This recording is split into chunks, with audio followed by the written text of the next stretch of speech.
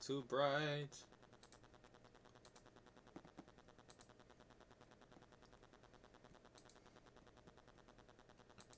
Because my monitor just like blares light at me.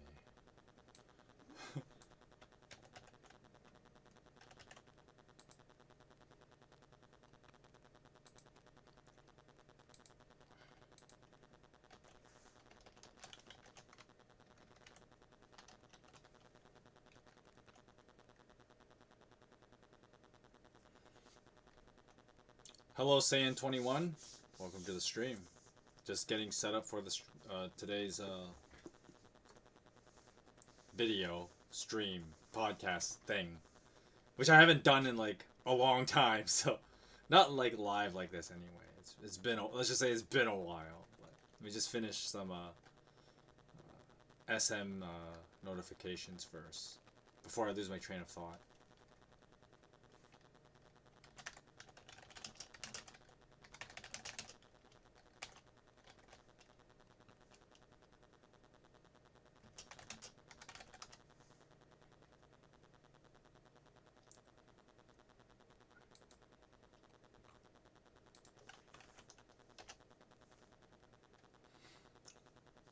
It's been a while since we talked. How have I been? I've been pretty good. Things have been well. It's been like busy, cause in my house we've been doing this huge like cleanup project. So that's why my streams have also been kind of like sporadic here and there. Like some days I kind of like last month I had skipped out on quite a few of them. Like I'd be on and off, and some days I wouldn't stream even though I said I would. It's just been that's been physically exhausting. It's a lot of work to clean up a house, especially like when you've been living in a place for a long time and then like you realize how much like stuff you accumulate and you're like you gotta clean it all out at some point. You realize like, well, damn, I can't believe there's all this stuff that like we just left, and it's just like it's weird to think. You realize you find stuff, it's like I can't believe this thing had been here for like 10 years or some crap. It's interesting. Wait, okay, one more. This one. Screen's bright.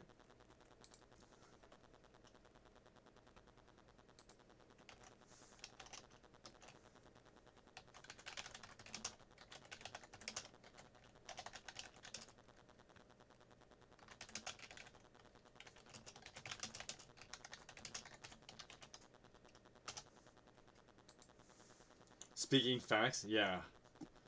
It's just one of those things in life, especially as you get older, you kind of... It's one of those things that, like... it's one of those things where... You know, when you're young, and you see, like, stuff like this happen. So, for example, you know, you see, like, your parents accumulate a lot of stuff. And then you're like, I won't be like that. And, you know, the typical, like, your parents do X action that's kind of, like, bad. And you think... Well, I won't be like that. I won't be like that. And then, like, you're gonna find out that old habits die hard kind of thing. And it's not just, like, within yourself, but, like, even generational old habits die hard. Hoarding is the big one, right? And a funny little thought experiment would be, like, to get my parents would play like a JRPG or something, and of course, like, you know, the whole joke about JRPGs is that a lot of people naturally hoard in JRPGs. Go watch the Streaming Parson plays Triangle Strategy. I'm guilty of this, and I'm like, okay, don't hoard. My second playthrough, I tried to like not hoard items, but I still ended up hoarding a fair amount of like the character like the funds. Sure, I used like my smithing items early. I didn't hoard those. But even, like, a lot of gold, I ended up, like, hoarding. Because you just, well, I guess one of the things about JRPGs is that, like, it's easy to make money in a lot of games. So, you forget that since money is easy to make, at the beginning when you don't have that much, you have, like, the poverty mentality where it's like, oh, don't spend it, because what if I, like, run into trouble later in the game, or I need to buy other items or whatever, right? But you should never like be too worried, because of course most RPGs are designed the game has to be beatable, otherwise the game would, what's the point of playing it? And so you should just like of course don't like just use everything like at the get-go. You need to have some item management. But I mean those are the extremes, right? Either um, you just spend frivolously and then you end up like having nothing when you could use it later, or you end up being a hoarder who like holds all these items and then like you have a bunch of items that end up being useless at the end of the game because their utility has their shelf life has long been passed. And so there's that weird extreme. And so one of those things that like a good mental exercise as you play through any game,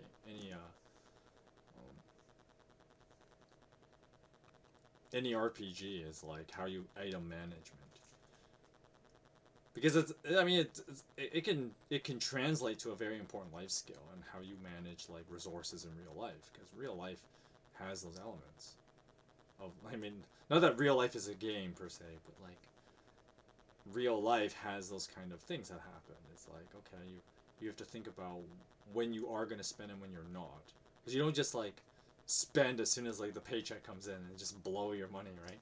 You obviously need to save for the future, but at the same time you don't just like put all your money away and not spend any of it, because you should use your funds when you have them. And it's true about like other stuff too, because you know like foods have expiry dates. You don't want just things sitting in the pantry for a long time. Fashion trends like your clothing, like God, like okay, so one thing when we were cleaning up our house, we found like my sister had like my sister had like 3 dozen like shoes. My sister, of course, you know, typical girl thing. She has lots of pairs of shoes. But my sister. Sorry. Okay, so the thing, every time I get like these annoying phone calls, like, don't people realize people work at this hour? But so my sister had like 3 dozen pairs of shoes. But my sister hasn't lived here in like a decade. So like that's what I mean, like stuff like, oh my gosh, I can't believe we still have like these things just like taking up space in the house. So we just half of them we threw out because they're like super old, and then like half of them they're like in really nice condition because my sister probably like wore them once. The typical what do I call it without sounding too offensive? The typical like the typical woman like dilemma where it's like anytime you go to a function you have a new pair of shoes kind of thing. It's like same with like, you know, you ever heard that taboo where like every time there's like a new function, like going to weddings or something, and women have this like taboo about like wearing the same dress twice. And then and I pointed out to my mom, because we were laughing about this when my cousin got married recently. We were going to his wedding, and my mom's like, you know, I'm too old to care. I just wear a dress I haven't worn in a while. And then my mom was making a big deal about it. I was like, no one cares about like if you wear the same dress, because like my mom still thinks, even at her age, she still thinks about like, oh, well, people will remember that I wore this in the past. I was like, no, like for the most part, nobody really cares. And then I thought about it, I was like, well, that's not necessarily true. Women care about what other women wear. Men don't give a shit, because you think of like dudes just have the one suit that they wear to everything. Sure, they might change the shirt from time to time, but he only cycles through like 4 of them. He's got one for each season basically. And so like guys don't have that many different outfits, but women always have like different outfits. And I was pointing out, I was like, no man on this planet cares that you wear the same dress twice. Most men don't care about what you wear in general. Like and this is where like, I don't know who came up with this narrative. Maybe it was like some exaggerated feminist complaint or something. But this belief that like, oh, you know, the whole like women dolling themselves up, it's always for the man kind of thing. You know, women dolling themselves out, looking pretty, getting the trad wife look or whatever. It's for them. It's because of the patriarchy. Women dress up for men. It's like, this is actually completely untrue. Men don't care about what women wear for the most part. He only cares a little bit of her looks, in so much as like she's not like ugly, like, and when I say ugly, I mean like a 3 out of 10 ugly. Like, you could have an average ass looking woman, and a guy doesn't care that she looks average. Like, only when she's like a 3 out of 10. And when I say like a 3 out of 10, I'm talking like deformities at that point. Like, looks like a gremlin, kind of ugly. Like, only when women are that bad do men care, because of course there's a whole evolutionary thing behind that. Why men are, well, why people, not just men. Why men and women are attractive to other attractive people. Is because it's an evolutionary thing. It's, you know, superior genetics which get passed on, and this is, you know, a result of like millions of years of evolution and humans being part of that process. Millions of mammals evolution, I guess I should say. This is not quite true in other animal species, but for mammals actually do this. Like, sexual attraction and physical attraction is obviously how animals select mates, and humans are part of that collective as well. So it's like there's things like that, but you know, for the most part, going back to like guys care about women's looks, like for the most part, unless you're like below like a 3 or lower, guys generally don't care. They don't care. Like, you know, a guy likes when his girl, like, you know, puts on some makeup and stuff, but in the grand scheme of things, he actually doesn't care that much. Because, I mean, I know it sounds like super shallow, but like, the guy wants like 3 things out of his woman. He wants her to cook for him. He wants the emotional support. She wants her to listen to the dumb shit he says. And then he wants sex. Like, that's it. Like, he doesn't care about much else. And so, when women get like over, and going back to the whole taboo about like wearing the same dress at a wedding or something that women get like all serious about, it's like men actually don't judge women for what they wear. It's like those kind of things. Women care about that, and women judge each other. It's a funny thing where like, and this is where like feminists are just ultimately wrong, because like it's if you were honest about it, when feminists made these kind of complaints about like how the patriarchy acts towards women, it's really projecting, in the sense, insofar as like they project, and it's I guess feminism is achieved in this point, where they act like men, judging what they think women shouldn't act like. And so it's feminists who always make a big deal about like how other women dress up. It's feminists who make a big deal about the life choices that women make. It's feminists who make a big deal about women and their promiscuity and things like that. Like, women care about how other women act. Men generally don't. Because once again, a man wants 3 things. He wants to be he wants him he wants her to make him a sandwich. He wants her to listen to the dumb shit he says, and he wants sex. That's it. Men are simple. That's it. Like, there's not much else to it. I mean, yeah, of course, I know if someone's gonna go like, "Ree," you know, men shouldn't be so base with women like that. But it's like, well, guys are simple. And, I mean, yeah, you know, sometimes like, and then then you can obviously reverse that argument by saying like, well, why doesn't it seem kind of like mean if a man demands too much out of his woman? Now he's abusive because he wants too much out of her, when the 3 things, you know, that's not good enough?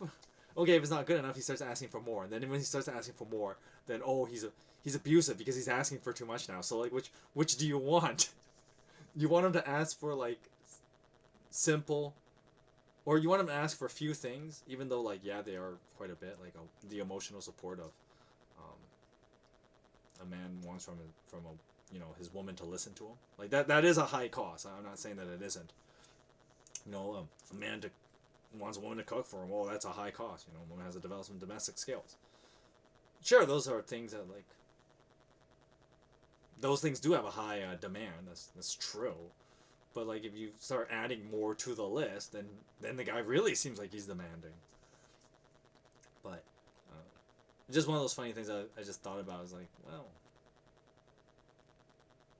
I have never, I hardly even noticed. And this is the other funny thing too, or like, the difference of like men and women's brains. I know this podcast is not about men and women, but I'll finish with this one. Another huge thing too that's really different when women think about like women judging each other based on like outfits that they've worn in the past. A man does not have the memory capacity to care about like what a woman wore like a couple of years ago. He doesn't even remember what she wore last week, let alone what she wore like at the last wedding that they went to. And then he doesn't remember. There was a study done about like basically there was like they took like a bunch of couples. I think it was like 50 to 100 couples, something like that. It wasn't like a huge study, and what they did was they had these couples go through like a very public place where like you would find attractive women. They brought them to basically a beach. They went to a beach. They sent 50 couples to a beach, and of course, you know, you got lots of attractive women in swimsuits. It's the beach, duh. And what they did was they later interrogated all the guys as they were walking with their girlfriends. Interrogated them by saying, "All right, how many of these women have been like picture of like 50 other women that would have been, you know, attractive women in their bathing suits at the beach? Because yeah, they're gonna be there." And they asked like, "Do you remember this girl? Do you remember this girl? Do you remember this girl? Do you remember this girl? Do you remember this girl?" And the guys are like, "I don't know." Like I think only like 5 of the guys actually could remember a good number of these women. But the bulk of them were just like, "I don't know." Like, I don't remember. Like, no, I don't remember. Because, yeah, guys just don't have that mental capacity. It's you know that phrase we use, out of sight, out of mind? It's true. A guy may, like, have that glance when he, like, in a, you know, hot girl in a bathing suit walks by. He glances, and then as soon as she's gone, boom, out of mind. He doesn't remember anymore. And because guys don't think, guys are not constantly thinking about, you know, sex for starters. And that's a crazy feminist myth as well. It's like men aren't always thinking about sex. They think about it a lot, but not like all the time. And then like the other thing too is that like as guys get older, they don't think about it as much. Like there's that whole thing with like, it is true that teenagers do think about it a lot. I think the urban legend, you can't even call it a study, an urban, because no teenager would ever admit to this. It's like an urban legend that like, I think it's the average teenage boy thinks about sex like 1/6 for like 4 hours a day. So roughly 1/6 of the day, he's thinking about sex. Well, that's, I mean, which is stupid because can you actually make that litmus? Because, well, if you're going to say 4 hours from 24 hours, you know, 8 of those hours, he's probably maybe 10 hours because teenagers sleep a lot. So like 10 hours he's sleeping. So do we put the 4 hours in there and then call it a day? But they would say like once like a guy thinks, and then this is where like the urban legend gets silly, where they talk about how like, well, a guy thinks about sex every 6 seconds or something stupid like that, which is not true. Guys do not think about sex every 6 seconds. Then otherwise they would get nothing done. So guys are simple. That's the TLDR that I'm kind of getting to a point at. And all this talk about shoes. But why did my sister have 36 pairs of shoes? I don't know. She just had too many shoes. So we like threw half of them out and we donated the other half. Well, donated. I use that roughly, you know, like those clothes kind of basket things that they have. Just throw a bunch of shoes in there. They were like fine, but like no one would wear them. So my sister has like gnome feet, so none of the other women in the family could wear it anyway. So, well, yeah, sorry, Steph, we threw out all your shoes. If you're watching this, sorry, I guess, but my sister, she hasn't lived here in 10 years, so it's kind of whatever. Tell me like some of their like, it was one of those funny things too. We found like a bunch of like Playboy merchandise. Because there was a time, funny storytelling time. I haven't even done my proper intro yet. But, funny story time was, okay, so back in like when I was probably late high school slash early college, so this would be like from 2004, which is my late high school years, to let's say roughly before 2012, which would be my college life. For some reason, um, Playboy was popular again. So Playboy, it's one of those funny things where like it goes if its popularity like fluctuates because of course like back in the 50s it was super popular, and of course the early sexual revolution, Playboy spiked up in its popularity, and the reason why it did was because you could stimulate a man's like sexuality, with pornography. Well, it's funny that I use that word because uh, by today's litmus, Playboy is like, would you even call it porn? It's just like a naked image on a piece of paper. It's hardly compared to what exists now as people would constitute as porn.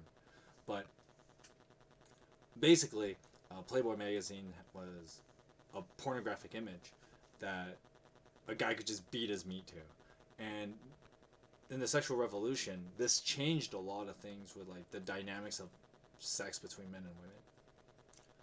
Was that, and this what actually led to like a lot of the feminist complaints. Actually, it's kind of ironic. It's like you kind of dug your own grave with this one, but and it continues on now, except now it's like gotten super super bad. But basically, the success of Playboy back in the 1950s and the early 60s was because there was this kind of shift of the attitude towards how men and women related to each other and how sex would function. And so this culminated with the introduction of the birth control pill. Now, technically, the birth control pill hadn't been invented roughly around World War II times, maybe even earlier. Not actually 100% sure. I think it's a little bit earlier than World War II, which is crazy to think that like the birth control pill has been around that long. But it didn't become popular until the 1960s. The late 1960s, rather. It didn't become popular till then. And part of it may be because of like, one, it wasn't mass produced, two, it wasn't economically cheap. But anyway, and of course like the market that the birth control pill was marketed to, the way it was marketed didn't exist before the sexual revolution, so that may be why it wasn't popularized. But the birth control pill is actually quite a bit older. But anyway, even before that though, the relationship between men and women had changed a lot. And hey Chris, welcome to the stream and thank you. I got it a few hours ago. This morning, basically. And so, the relationship between men and women changed quite a bit. I need to really fix this camera. I'm like trying to do this weird thing where like, I need to be in the frame perfectly. And I don't want to slouch too much to do that, but at the same time I want my like little models in the background. To add some like flair to the image. Because I mean, you are just going to watch me talk for like the next 2 hours. So I need to like some balance of my aesthetic here. But anyway, back to the whole dynamic of men and women's relations and the popularity of Playboy was that by introducing like porn mags, once again I use that term loosely because once again the definition of pornography has massively changed. But the porn mags of the 50s and 60s, it basically like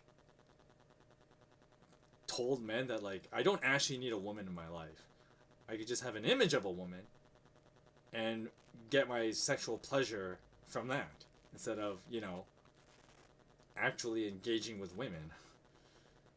And so when that became a thing, and of course the sexual revolution only ramped that up, and this is where like Playboy really started spiking in popularity, despite the like natural conflict it had with the feminist movement. And why wouldn't it? You had your 1960s feminists rage about like objectification of women and pornography's bad. And one of the hilarious, and this is how you know like a lot of feminism just bullshit, where it's like back then feminists were correct to be like, oh, you know, like pornography bad, objectifying women bad. It's like, yes, true. And despite this, Playboy was still super financially successful because men had an easy way out. That's the short of it. Men had an easy way out. And of course, human nature is human nature. People will always take the easy way. The easy way. If they can, they will. Of course, you know, you read through any temptation story, it's the temptation is always to take the easy way out. And that was the fundamental, you know, as early as Adam and Eve, the story is about taking the easy way out. Well, you could be like God if you just ate this fruit. Instead of, you know, growing in relation with God and then allowing God to mold you into the person he wants you to be more like God. So there's the easy way, which is the way Adam and Eve took, versus the way God intended, which is what Christians constantly emphasize is the purpose of the Spirit living in us, is that the Spirit continuously molds us into being more like God, the way that we ought to be like God, not just assuming we know what it's like to be God and then taking the easy way out. And so and then of course you read any story. So like, okay, we can use some modern examples. Romeo and Juliet's plan to fake their deaths as an easy way out. Of course, it immediately backfires on them because their communication skills are garbage, and they didn't tell each other about this plan. So Romeo ends up stabbing himself. Or no, he drinks the poison. Romeo drinks the poison and then kills himself because he actually thinks Juliet's dead when she fakes her death. And then she wakes up and realizes he's dead, so then she stabs herself. So like, they didn't think that through very well. Because once again, they tried to take the easy way out. You think of, well, in video games, that's always the temptation for the main hero, is do they take the easy way out?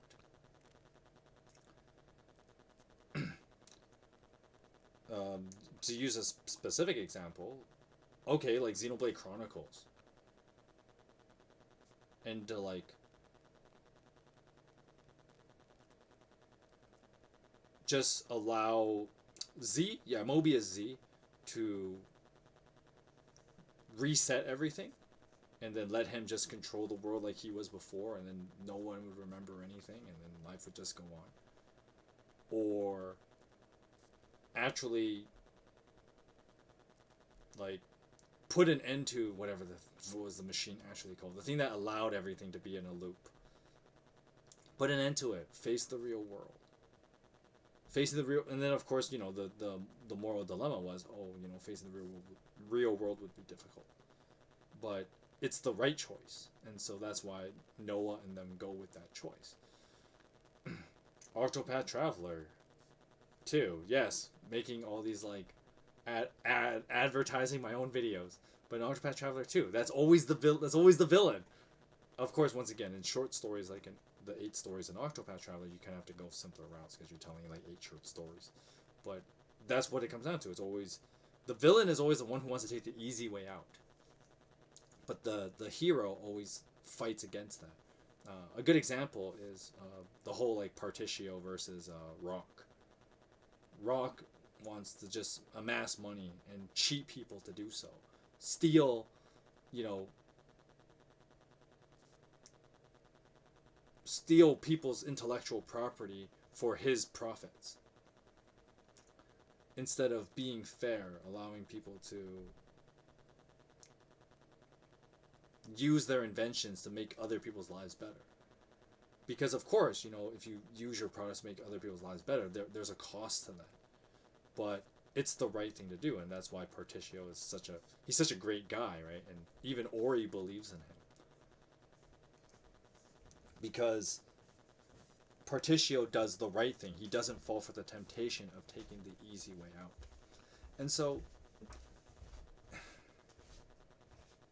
going back to like the men and women thing, like that was actually why Playboy was as successful. It gave men an easy way out on basically dealing with sexual desires and stuff like that.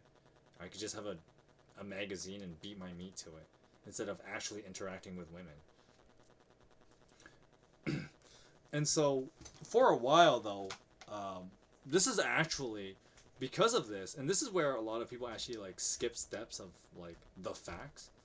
But in the late 70s and 80s, there was this shift to like almost a Puritan kind of lifestyle. You watch like shows like That 70s Show and other stories that take place in like the 70s and the 80s. There was this kind of movement to like the Puritan style, and this is where like they wanted to move away from like that raunchy kind of behavior that both the sexual liberation from like the progressive side as well as the Playboy infiltrating conservatism and making itself part of conservatism, as Playboy was expression of art, which was their objection to the feminist complaint of Playboy objectifies women and the whole free speech thing. And so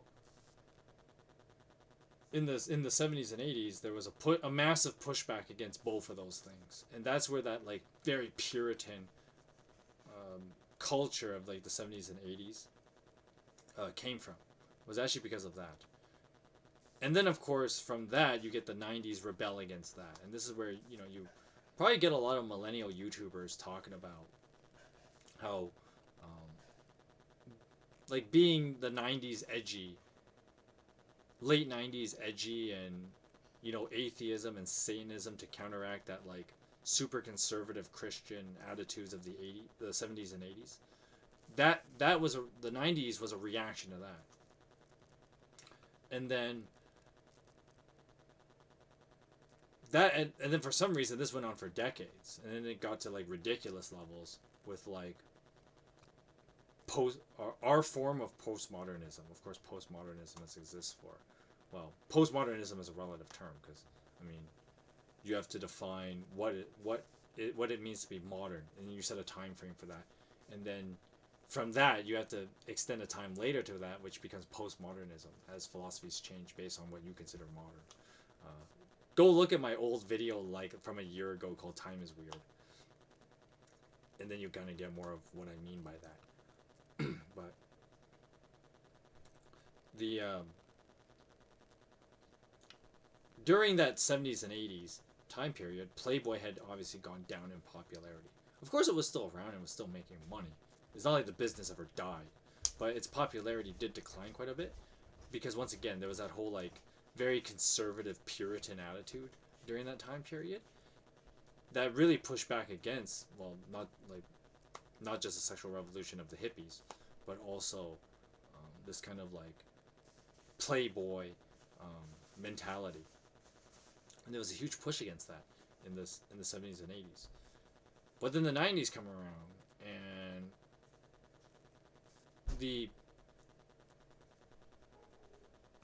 like people knew what it was, but like there was no real attitude toward it because of course the parents that were the parents of the 80s and 90s, or the 90s, let's say, but of course like late 80s would be, they were the kids that grew up in that very Puritan time period, so they would have been like, I hate to use this word, but indoctrinated to be like Playboy bad.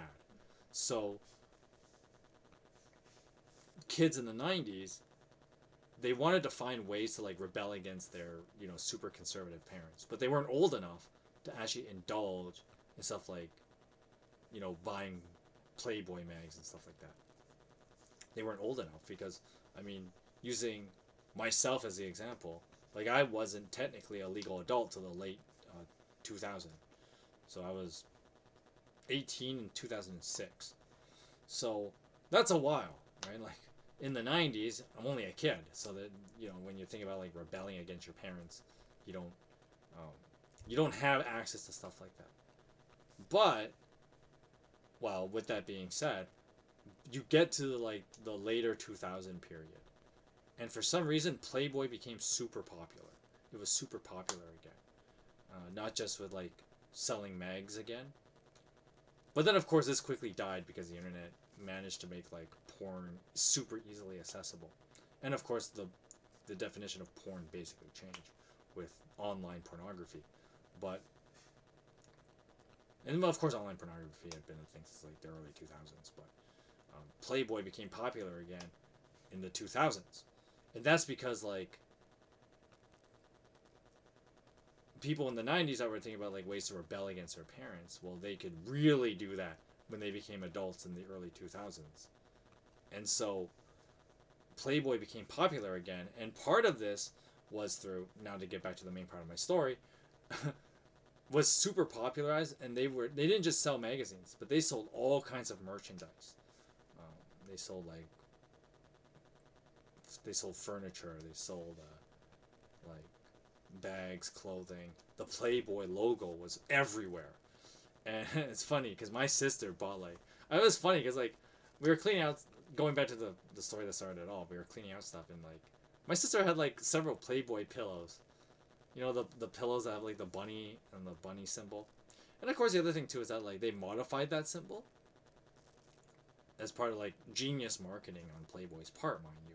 It was the bunny was just the bunny head, and the bunny was more like how do I put this?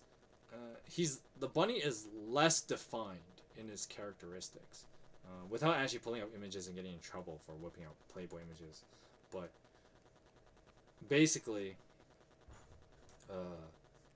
the old Playboy logo was like, it was a bunny, but it looked like an actual rabbit, whereas the Playboy logo during the 2000s was more just like the shape of a rabbit's head, but you don't have like the rabbit's pronounced nose, you know, no whiskers or anything like that. It's just like a pronounced shape and ears, and you know, it's people attracted to that, including women, because women would have thought that it was like super cute logo. And then my sister bought like tons of Playboy merchandise, those kind of merchandise, not like mags, at least not to my knowledge. Right, Steph?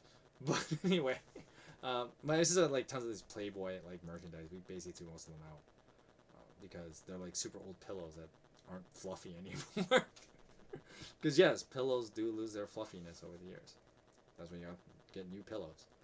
If it usually people throw out a pillow before it stops losing its fluffiness for other reasons. Like you think of like a regular bedroom pillow, and like the pillow, if a guy sleeps on a pillow and then like he doesn't clean his pillow and his pillowcase too often, like all the oil and grease from his face seeps into the pillow, and that's how you get yellow pillow. And usually you'll throw out your pillow because it becomes yellow long before you throw out the pillow because it loses its fluffiness. But we threw out like a bunch of like Playboy merchandise. My sister had like fancy bags and stuff like that from the Playboy merchandise. It's just funny to think that like we had all this stuff in the house. Maybe I shouldn't have thrown it out yet and did like a whole Throwback Thursday video and actually went into this in a lot more depth. But I mean I've kind of exhausted the topic. I think this is as much of like Playboy as I want to talk about, because of course the story of Playboy kind of ends where internet pornography like becomes super easily accessible. The widespread of Wi-Fi and easy accessibility, and making pornography free basically through the internet porn basically made businesses like Playboy obsolete. It made them obsolete. Why bother? Why bother paying money for a cassette tape, or oh god, that may sound super old, like a DVD of like videos, when like a guy can just go on some website and get like hours of porn for free instead of paying like $30. So why bother? It's actually like one of those things that like it's actually really spine chilling when you think about it. Where I remember this, like having this conversation with somebody, and it just shows like the generational gap and the mentality difference. Where like someone was talking about how it was actually, they were like kind of, they thought it was a good thing that like you find a lot of like adult video stores closing down more often nowadays. But it's not closing down because people are looking at less porn. Those stores close down because they don't make money, because people just go online for free porn. If anything, more people watch porn because it's free than the idea that like, oh, less people look at it because stores that sell, pornographic material are closing down. It's actually, so in a way it's worse. But this person didn't know that, and I was kind of educating that this is how it actually is, and it's not good. But anyway, I don't know if that was a weird, crazy long story, and I'm also padding out this video because I have not done a podcast in over a year, so you could tell I'm rusty at this. And of course, all my videos are low quality anyway. It's just me talking to you through, through the camera, just casually, because, I don't do this for a living. I do this to hopefully inspire one or two of you to be better people. That's really what it comes down to at the end of the day. But speaking of weird metaphors like getting rusty, there's a phrase that we often use. And the phrase is, take things with a grain of salt. Take it with a grain of salt. And usually what that means, okay, so it's one of those weird idioms where, like, if you think about taking a grain of salt, you usually you associate it with like food and making things better. So when you take a grain of salt into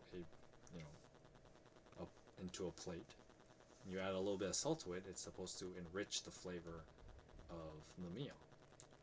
But when we use that phrase, take things with a grain of salt, we actually mean something almost the opposite of that. And we usually mean it to encourage people to be skeptical about things that they hear. So you're kind of not, so basically the idea is you're not enriching information at its face value, but rather you're encouraging people to be wary of it and don't think of it as like being innately good. So it's weird. It's kind of, taking it with a grain of salt. Once again, like, is the salt supposed to make things good, or is it supposed to make things bitter? Because salt can do both. Because if you add too much salt, then things become like very bitter and almost uneditable. But we use this in modern speech to encourage people to be skeptical about anything that you're told. At least it should be about anything you're told. And that's our talking topic for today. Hello and welcome to the Streaming Parson Podcast, number 22. Yes, I haven't done one of these in forever. And technically, the last live one was number 18. Or was it number 19? I can't remember. Because I did like a few podcast videos, and they were more like me wanting to talk about some random thing. Like, for example, shameless self-promotion. I did like that whole D4DJ one, where I just talk about D4DJ because I like it. Yeah, that really constitutes it's good enough in my book to be a Streaming Parson podcast. Which, by the way, if you want to see an actual live D4DJ themed Streaming Parson podcast, throw those comments and throw that like that you want to see more of that, because apparently people like that content. So I'm willing to do more if people are down for it. But anyway, I haven't done like a live podcast in a while, and I think today's topic is, I've probably talked about this in one of my older ones, but like I said, it's been like a year since I did the last live one. And it's this idea of like being skeptical, and not just being skeptical for the sake of like doubting everything you hear, but being skeptical because you should think for yourself. Because here's one of the things that's kind of tricky about like skepticism as a whole. And we'll use the whole like shift with like conservatism and with the 70s and 80s, and then like how people in the how kids who grew up in the 90s, including yours truly, acted in response to that. So when you think about like being skeptical, there's one thing with like you should question things. You should question things. So you when I'm gonna use like a super dated term, so maybe some of you guys will need clarification. If you do, don't. I'm okay with you asking about it. I don't mind explaining it. But you think of like when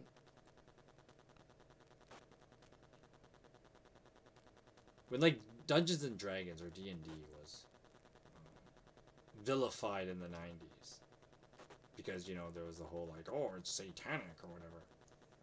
And then of course you have like a lot of extreme conservatives that were like everything is satanic, which I mean by that translated logic I guess everything is. But there was this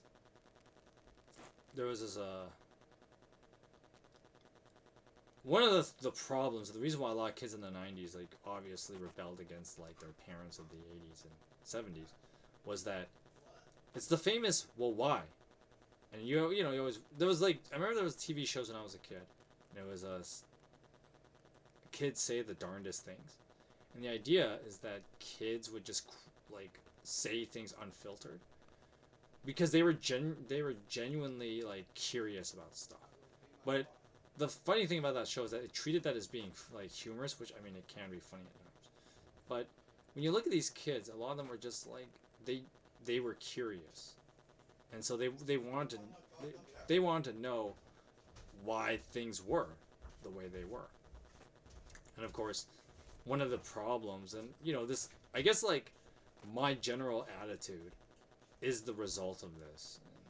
It's because more often than not, when I asked why when I was growing up, you wouldn't get sufficient answers. Of course, the difference of being skeptical for the sake of being, edgy versus like being skeptical in order to actually know more. Most people just take the first route because it's the easy way out. Most people would rather do things the easy way.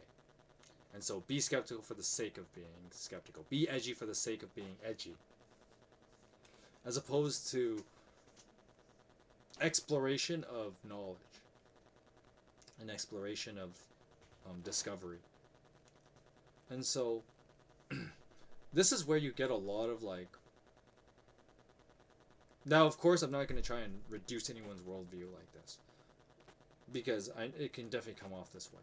But a lot of modern atheism actually comes from that. It comes from this more reaction to the conservative parents. You can hear tons of stories, especially like in Hollywood, and like you go to like Twitch. Twitch is full of people like this, where a lot of people are very anti-Christian, and then if you actually like listen to some of their stories when they get asked about it, usually it's because of like their family is Christian, but their family was also very oppressive is the word they'll use. My parents didn't let me do this, or my parents were overly strict with this, or whatever. And you hear a lot of stories like that, and it is the norm. And then of course I've told this story a number of times on my channel. And then the funny thing is that, like, ironically, my Christian experience was very much the opposite of that, where even though I grew up with like Christian parents, my parents were not like any of these other parents, in the sense of like my parents did not restrict me in what I could watch or read or stuff like that. Like I played video games growing up, including like games that would appear as very anti-Christian in some sense. Like everyone talks about like Final Fantasy is a very anti-God kind of franchise, because there's always like a lot of, well, for instance, in most of the games you commit deicide, so there's that. And then, of course, challenging religious authorities and stuff like that. And of course, a lot of JRPGs explore Gnostic ideas. And I use that word loosely because I would say explore, even though, like, yeah, obviously, like, religious organization portrayed as evil. That's kind of the easy way of doing things in storytelling, because it's easy to paint organized groups at, you know, institutions as the villains. But even despite that, like, my parents let me play those kind of games growing up. And then I read Harry Potter, and there was a whole controversy about that when I was growing up, whether like, it's witchcraft or whatever. And then I read comic books, and comic books in the 90s were like, they were trying to be edgy because, of course, they had moved out of that whole Silver Age, high censorship. So comic books in the 90s were very, they went back to much grittier themes because they wanted to explore a lot of various dynamics that comic writers couldn't do back in the 60s and 70s, in the 80s, because of that whole, like, what's the act actually called? But basically where comics they had to follow certain guidelines, moral guidelines, and comic companies ended up censoring themselves for a long time. This kind of ended in like the mid 80s, but of course I wasn't alive in the mid 80s, not yet anyway.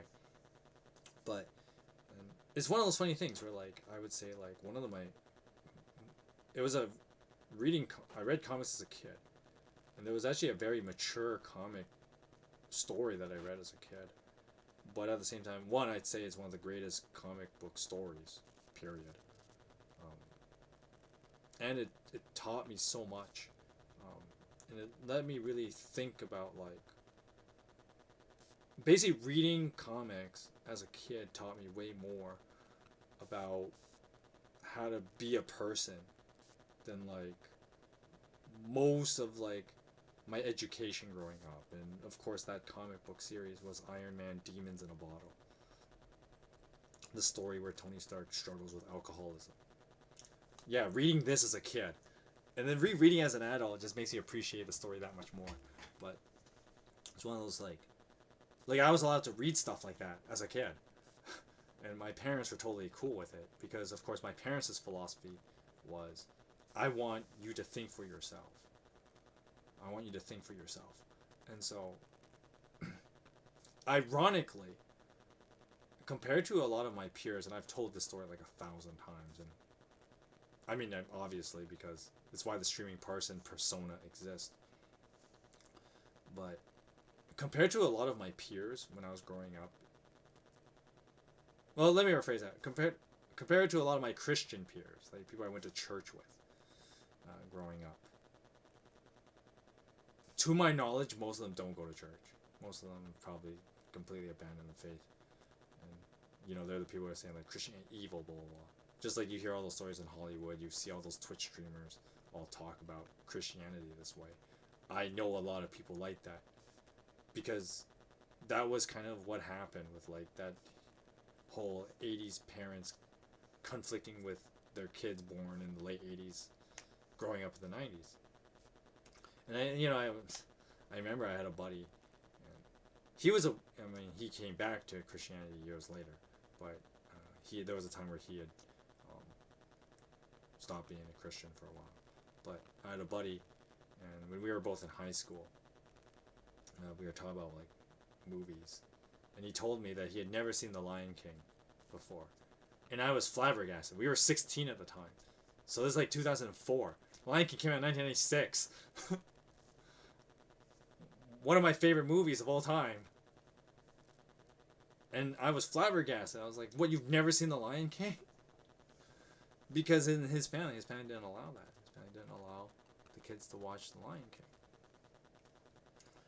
And then, like, in my house, no, I was like, it's a family event. We watched The Lion King in my house. At least it was for a number of years when I was growing up. We haven't done that lately. As a matter of fact, we haven't done that in years. But, I mean, things change as you get a lot older. But when we were kids, like, The Lion King was an event. We watched that as a family because Lion King was an awesome movie. It's a sick ass movie. The original, not that crappy remake, of course.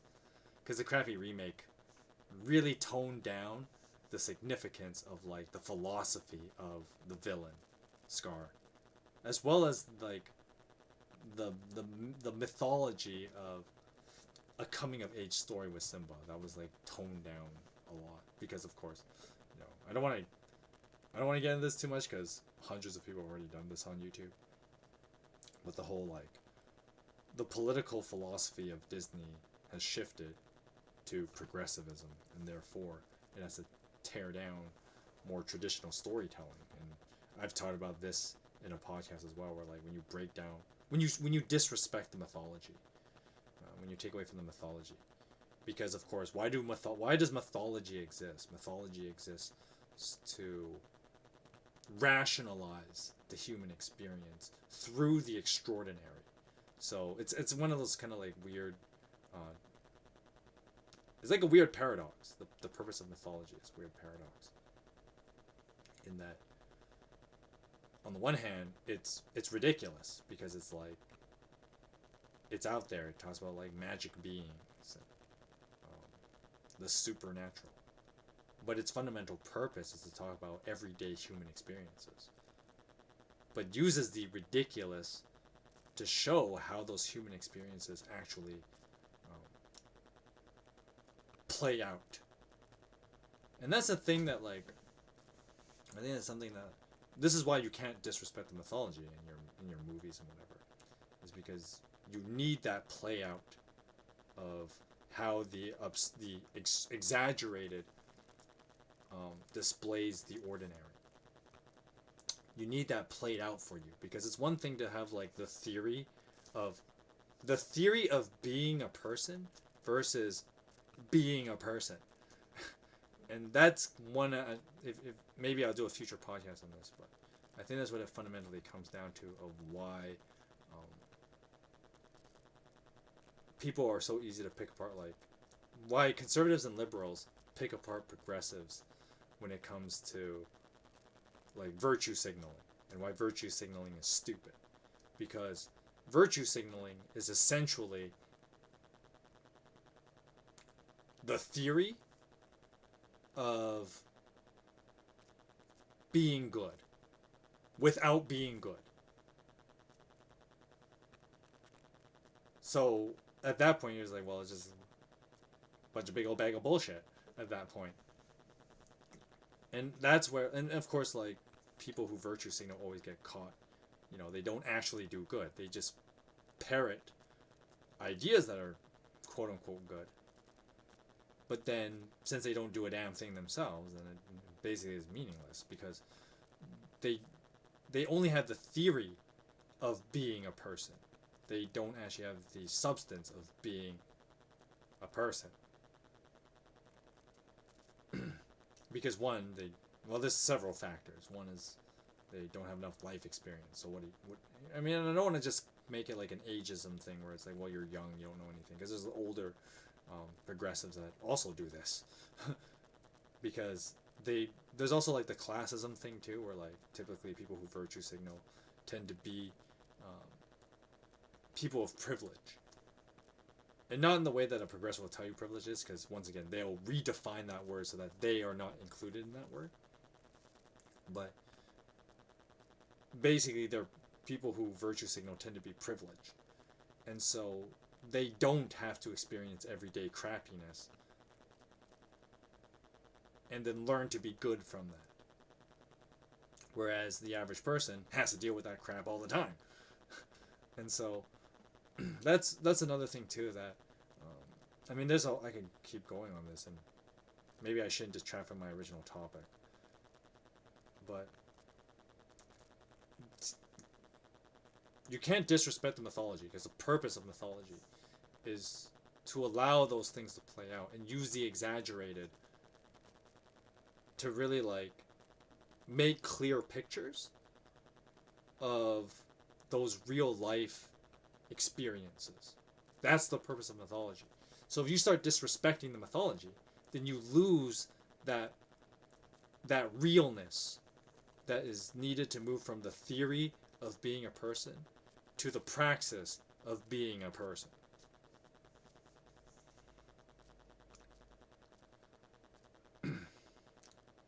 But anyway, let's backtrack to why I even brought that mythology thing up. So my buddy had never seen The Lion King, and I thought it was a ridiculous thing. I was like, what do you mean you've never seen The Lion King? Lion King's a masterpiece. Love that movie. And eventually I got him to watch The Lion King, because I was like, dude, you totally gotta watch The Lion King. It's such a great movie. And putting all like fun mythology stuff, because yes, even at 16 I could do that. I've always enjoyed like those kind of things. Talk about mythology and storytelling. Even though I did well in like math and science in high school, clearly my passion was not there, which was probably why I tanked in those subjects when I went to college, was because my heart was not in the sciences. I mean, hindsight 2020, it's easy to say that now, but my heart was not in that. My heart is for, my passions are like studying like stories and mythology, and why I like fantasy stories, and why I like medieval studies, and that probably lends itself to like why I like Fire Emblem and stuff like that. It's like the mythologies and stuff like that is so cool to me, and analyzing them that's fun to me. So sitting in a coffee shop talking about the mythology of like Fire Emblem games is fun to me. But anyway,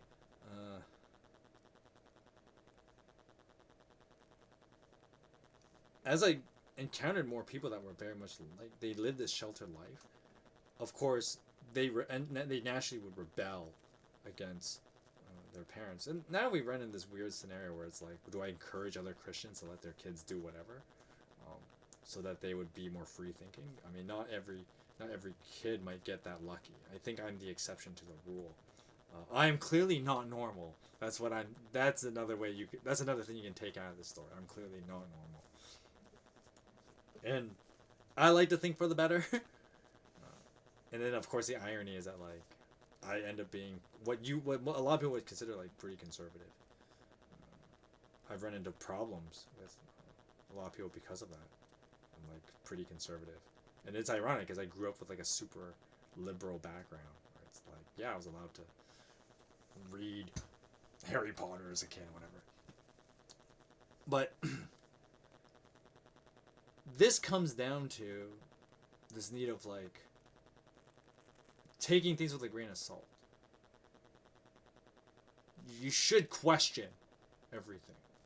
And so when I played like those games as a kid, and maybe this is not intuitive, and okay, before I go too deep into this, I will say now that I might speak from a place of like privilege, in the sense of maybe this was intuitive to me, but it might not be intuitive to everybody else. Okay. And what I mean is, when I was a kid and I played Final Fantasy as a kid, playing Final Fantasy X, which was like a good example of like the whole challenging evil religion, and questioning, well, why is the story told this way, and what is it actually getting at? Is there more to it than just saying religious organization bad? Is there more to it than that? You doubt everything you're told. And that was kind of how I thought about it. I was like, okay, why is this being told to me? Why should I agree with this, and why? And this is true across the board. And so this was something that like I thought about, and I thought about as I played through various games. Okay, why is this game why does this game have this message? What's it trying to say? What's it trying to convince me of? What is the real objective? And that's something you have to constantly think about. This is where the grain of salt thing comes in.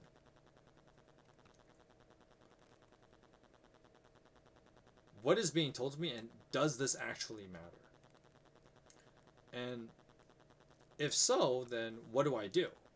And that's something that it's not clear cut. It's not clear cut. And that's why we have to doubt what we're told, because you're never actually sure. You're never actually sure. And this is the most counterintuitive thing I'm ever going to say on this channel, but even anything I say, everything I say, you should question it. you should question it. Because anyone who claims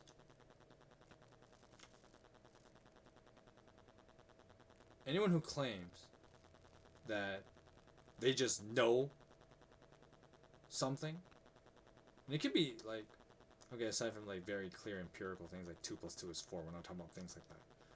We're talking about any piece of advice, any religious take that I have, any political take that I have, anything I say,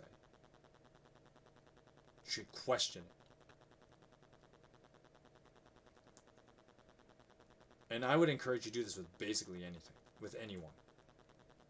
No matter who you, even if someone you trust deeply, you question it. Because you need to really think through things for yourself. And more importantly, you need to not just allow yourself to just be pulled along by someone else's agenda. You know, I mentioned earlier that, like, okay, one reason why the Streaming Parson exists is to make your lives better and to, you know, to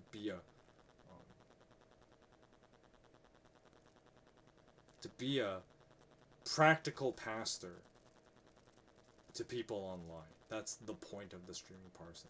That's why that persona exists. But even with that said,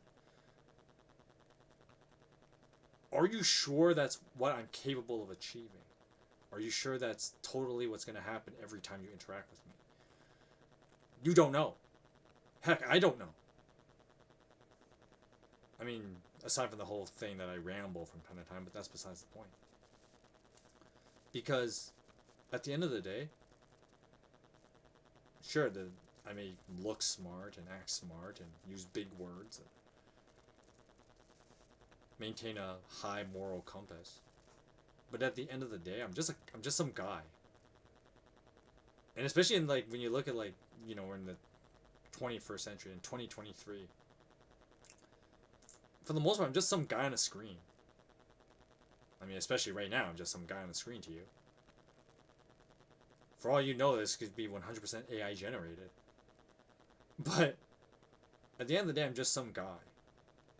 And because of that, like any other, you know, person, I'm fallible, not perfect, make mistakes, and things I think might be wrong. Because we all think things that are wrong. We all also think things that are right. But nobody has 100% of either. I mean, you'd be worried if someone was 100% wrong about everything. And you'd be super skeptical about someone who claimed to be 100% right about everything. And one thing that, to move into, the segue into the other thing I was originally going to do today, but I didn't, because I didn't do the whole take things with a grain of salt last week. One thing that, especially as I've observed other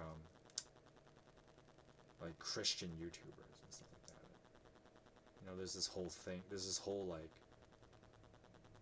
the forever struggle of Christianity, which is disunity within Christians, because, you know, you'll always have Christians with differing ideas, and some Christians calling other Christians like false teachers or whatever. And that's when you get into like the crazy town. But I will just say this to you bluntly. You do not just claim me as like an end-all be-all of like Christian teaching. You know, I'm no master, despite my degree of masters of divinity. That doesn't automatically make me a master. Okay? You don't take me as like an authority in that sense. And this is where, you know, in all my Bible reading streams, I always say, like, well, you read the scriptures and you know, see what God says to you, because it's not going to be the same thing he says to me. I already know that much. But with that said, it's all the more reason we need to be mindful about any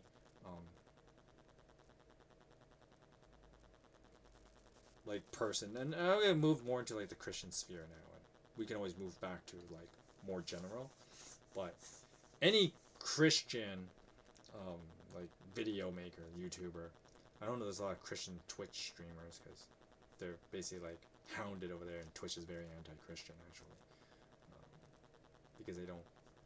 Well, because Christians will naturally promote quote unquote bad politics according to Twitch admins, because Twitch admins are pretty awful people. But that's why like all those, you get a bunch of like young girls spreading their ass for money, and that's viewed as like a good thing on Twitch. Yeah, of course they'd be against Christians who would say that's a bad thing, right? So, but anyway, cheekiness aside, I would say you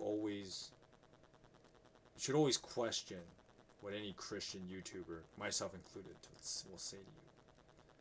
And of course, ironically, I'm going to do the thing that everyone complains that Christians do, but you kind of have to do it, is that, well, as you read through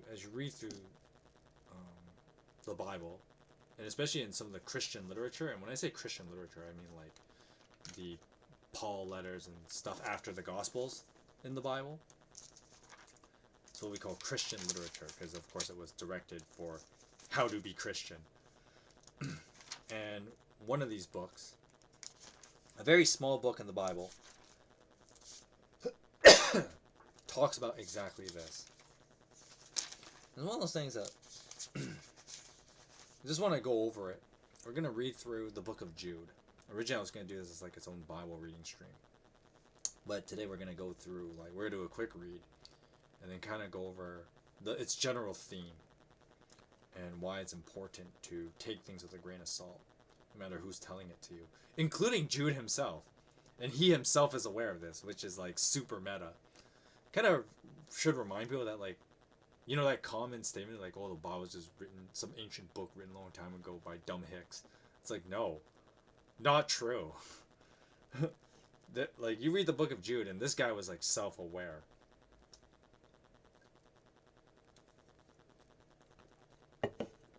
Because anyone who's honest, and this can be extended to non-Christians too, anyone who's honest knows that even when they want to promote something good, they have to be careful that if they themselves might corrupt it. Because once again, we're just people at the end of the day. So I'm going to read the Book of Jude, and then we're going to talk more about a more specific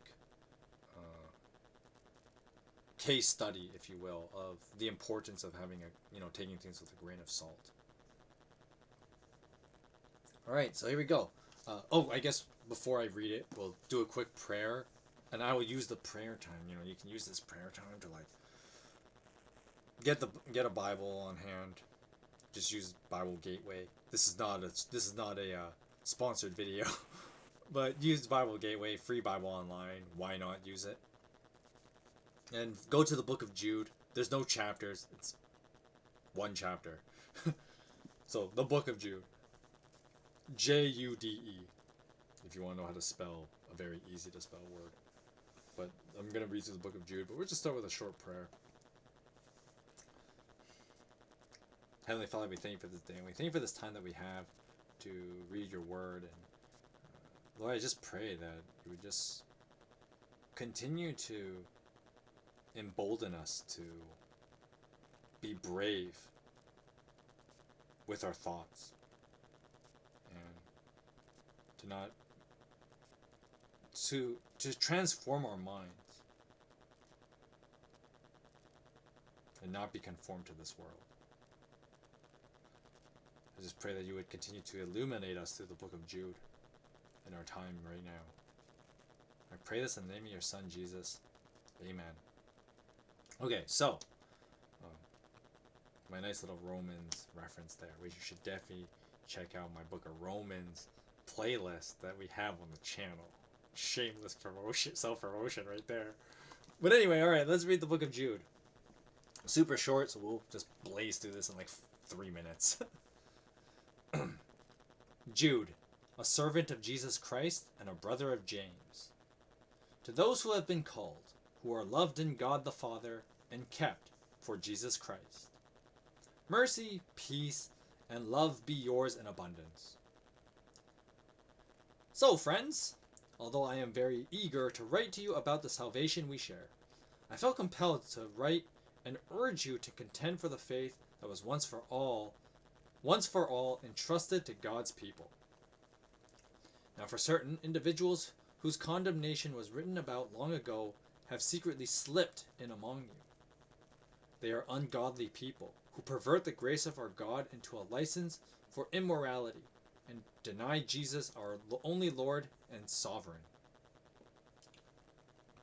Although you already know this, I want to remind you that the Lord at one time delivered his people out of Egypt, but later destroyed those who did not believe.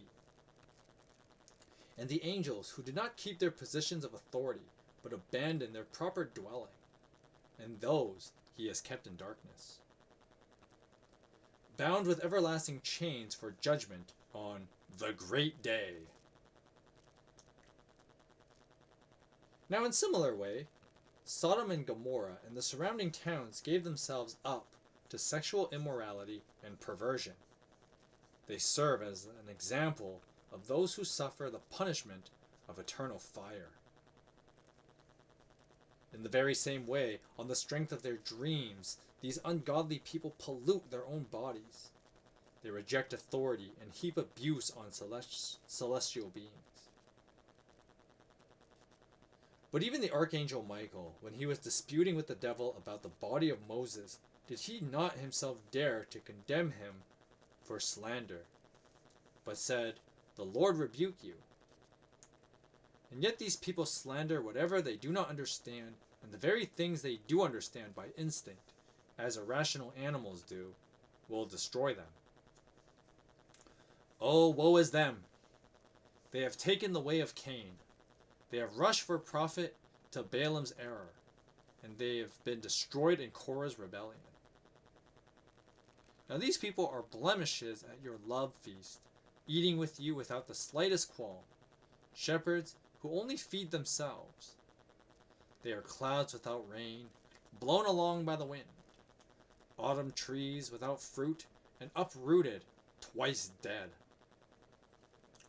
They are wild waves of the sea, foaming up their shame, wandering stars, for whom blackest darkness has been reserved forever. Enoch, the seventh of Adam, prophesied about them. See, the Lord is coming with thousands upon thousands of his holy ones, to judge all, and to convict all of them of all the ungodly acts they have committed in their ungodliness. And all the defiant words ungodly sinners have spoken against them. These people are grumblers and fault finders. They follow their own evil desires, and they boast about themselves and flatter others for their own advantage. But my friends, remember what the apostles of our Lord Jesus Christ foretold. They said to you, "In the last times there will be scoffers who will follow their own ungodly desires." These are the people who will divide you, who follow mere natural instincts and do not have the Spirit. But you, my friends, by building yourselves up in your most holy faith and praying in the Holy Spirit, keeping yourselves in God's love as you wait for the mercy of our Lord Jesus Christ to bring you to eternal life. Now be merciful to those who doubt, and save others by snatching them from the fire. To others show mercy, mixed with fear, hating even the clothing stained by corrupted flesh. Now to him who is able to keep you from stumbling and to present you before his glorious presence without fault and with great joy, and to the only God our Savior be glory, majesty, power, and authority, through Jesus Christ our Lord, before all ages, now and forevermore. Alright, so, the Book of Jude. What's up with that? So, basically, Jude is just reminding people, it's like, Okay, we got some false teachers trying to weave their ways into the church, and if we allow that to happen, it's gonna mess up everything. So you guys gotta be sharp and alert. You gotta question what they say. And of course, the Christian litmus is, you know, do they believe in Jesus as the Son of God? Do they believe in, the tenets of Christianity, that he died for the sins of people, he rose from the dead? Do they believe those things? All right, if you're not a denier of Christ, you good. But you should always check what people think. And that was kind of what Jude was warning these Christians about. Hey, Gauntlets, welcome to the stream. I am doing fine so far, thank you. I hope you are doing well as well. And so Jude was warning the Christians at this small church, I guess. Well, it might be a big church, because Jude was a somewhat prominent church leader. He wasn't one of the bigs, but he was a known church leader. Of course, he would have had like some status advantage compared to other church leaders, because Jude was one of the half brothers of Jesus, and there's that whole thing about that. But that I can always talk about that later if you really want to know more about that. But or you just read that yourself. But basically, Jude is warning the Christians to always be diligent about anything that's being told to them. Especially when there's these people, like, they might say something that sounds good, but it may ultimately be self-destructive, because it's like for only hedonistic pleasure or something like that. Which was actually a problem a lot of Christians had in the first century. Because, of course, with, a little bit of historical context, and this is also true in the Book of Romans. If I ever do a study on the Book of Corinthians, this is like a lot bigger of a problem. But because Christianity was relatively new, I mean, it was new in the first century. It was relatively new. People weren't totally sure on how to deal with, like, their lives as it was. Because what did it mean to become a Christian? What did it mean, like, to, live a holy life? What does that mean? Does that mean I have to change certain actions? How should I change them? How many do I change? And so a lot of Christians weren't sure. And most people, the average person in the first century, they probably didn't change that much. Things didn't go like the whole, like, as soon as I became a Christian, I dropped all my addictions, and everything that I used to do is completely gone. I no longer do all these things that I used to do. I have a completely blank slate. Like, Christianity wasn't like that. People their lives didn't just magically transform like that. Nobody's life magically transforms like that. That's not how real people function. And so, what we go back to the Book of Acts videos. Man, how many of these am I gonna knock off today of promoting my own videos? But in the Book of Acts, where I talked about the famous council in Acts 15, where there was the whole question whether Gentile Christians should be circumcised, and of course the church came to the conclusion that it wasn't mandatory, because it was the belief in Jesus was in a way a spiritual circumcision, and so that was not necessary. It was the belief in Jesus that ultimately mattered. And so that means there was this kind of, what it meant for the church as a whole was that Christianity did not require, like, a monadic form of lifestyle. People with different lifestyles could be Christian. But how, what things did have to be sacrificed. So some things were like, okay, you can't worship other gods. That one's kind of obvious. Sexual immorality, okay, like, you guys should stop having cult prostitutes, and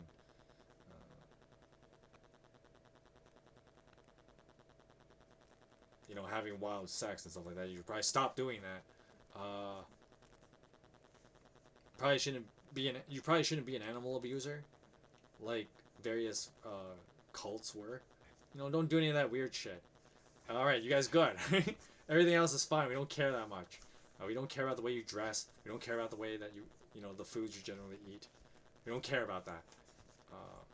And so that was kind of how many people look at that as like a huge victory in the church, as it allowed a certain kind of freedom. Well then, how do we manage that freedom? And then you run into the opposite end of that problem, which was the whole thing in the Book of Corinthians. Has a whole discourse on that, where some people started thinking, well, maybe sexual immorality isn't that bad, because sex is just sex, so it's just a bodily function. So you can do whatever you want with it. It's not a bad thing. It's not. That means everything's fair game, which defeats the whole point of no sexual immorality thing. But the whole food is for the stomach. Yes, that's true, and the body things are the body things. But you guys gotta have some self-control. You gotta have some standards here. And then of course there's that one controversy in Corinthians where some dude is having sex with his stepmom or something like that, and he's like, oh, this is not good. This is bad. If this guy keeps doing this and he's unrepentant, if you confront him, kick him out, because you can't have that kind of behavior in your church. And so the reason why stuff like that was happening, and then you get to stuff in Revelation as well, where the six of the churches are being judged for various actions. So there were 7 churches in the Book of Revelation. There's 7 churches that are written letters to them, and 4 of them have so 2 of them have problems of being too strict, but there's very little love and Christian living. They're okay, you guys are good in keeping the doctrine, but you guys are kind of assholes. You're not nice to people, so you need to be nice to people, because that's also part of the Christian message. And then there were other churches that struggle with ooh, you had some people come in and they start telling you to that sexual promiscuity was okay, and that's not good. So you've had some false teachers, distort your Christian living, and now it's actually bad. And if this doesn't get cleaned up, I might have to kick you guys out. And so the fundamental problem that churches back then and still today constantly run into is, well, what is the good balance? How should Christian conduct be lived? And to be honest, I would say that no one actually has a perfect answer. That's why we continuously read Scripture and be convicted by the Spirit in how we ought to live on a personal level. That's how you and God relate. You and God talk that out. Whereas, I could tell you all kinds of crap, and it may work for me, but it may not work for you. This is the whole, in Corinthians, Paul talks about that whole discourse about, well, some Christians might find it problematic to eat meat. There are other Christians that say there's no problem with eating meat. Especially meat that's been, used at, a pagan temple.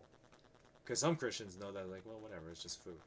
Right? And we don't believe in the gods. We don't do those other rites and practices. We don't do the other religious stuff. It's fine.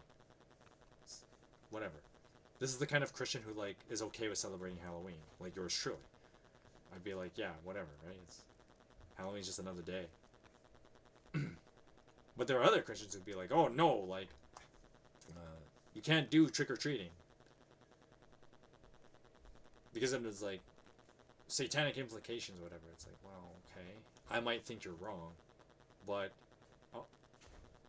what the Book of Corinthians tries to get at is that you should live in peace, though. You shouldn't make it your agenda to convince them why they're wrong. It's kind of okay, if you want to practice Christianity that way, it's fine. And the way I do it is also fine. Of course, once again, the Halloween thing's kind of controversy, but I think most people are over that one now. But and this can be applied to all kinds of things. So we use my models in the back here as an example. being the massive weeb that I am. Is that okay? Because, Japanese animation is full of a lot of problematic things for, the average Christian. Over-sexualization. A lot of violence. I mean, that can be true about any kind of media. Does that mean as a Christian you just stop watching media, period? Because there's always going to be, like, sexual themes and high sexuality? Is it bad to, like, media all over will have violence and stuff like that? Does that mean you shut your off completely? Well, some Christians may say, yeah, you should. And some may be like, it's... You can make it work. And everyone has different, and different Christians have different philosophies. This is where, once again, you gotta take this with a grain of salt, because I can't say my side is right. I can't say that how I do things is right. I may have a certain conviction and what I believe about why I do what I do, why the Streaming Parson exists. Because as I've mentioned before, I make it no secret that when I made the Streaming Parson channel, and I kind of did this kind of out of spite, really, where, like, okay, if people are gonna say, if I was gonna keep being denied of, like, working in ministry, well, I will do my own ministry. YouTube channel. It was a very small YouTube channel, whatever, right? I'm gonna do it my way. Is that right? Is that wrong? Well, you could make clear arguments for both. But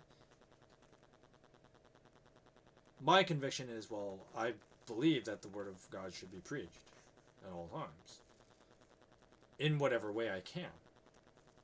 And then this goes into, like, okay, I consume certain entertainment. Some may be, a little bit on the dark side for some people. I got a dark sense of humor as well. If you've watched me long enough, I have a very dark sense of humor. And so, are those things, like, alright, in the Christian living and the Christian experience? Well, it's not so clear cut. But you gotta take things with a grain of salt as to, well, why? Why do people do it their way? And what merits are there? And you can also be honest about disadvantages as well. Because I'm aware that this isn't perfect. If this was a better ministry, I'd probably have a bigger audience, to be honest. But at the same time, I'm not overly worried about that either. Because if one of you, gave your life to Christ, it would make all of this worth it. That's how I view things. That's the conviction that God has given me. Is that, well, be a person who reaches out to others with the gospel, even if it's just one other person. But with that being said, any Christian who's honest with themselves would know that, like, well, it's not about me. And that's what it comes down to. And if I was to give a litmus of what divides a authentic teacher and a false teacher, is that the false teacher makes it about themselves. Whereas, of course, it's impossible to, like, before I give the contrast of, like, okay, an authentic teacher would always make it about, like, God. But of course there will always be some personal spin. Like, for example, with myself, like, this is fun to me. Talking philosophy and stuff like that. Like, I will, if I was to do a ministry, I'd do it in a way I'd find entertaining. I'm not going to be, like, super dry and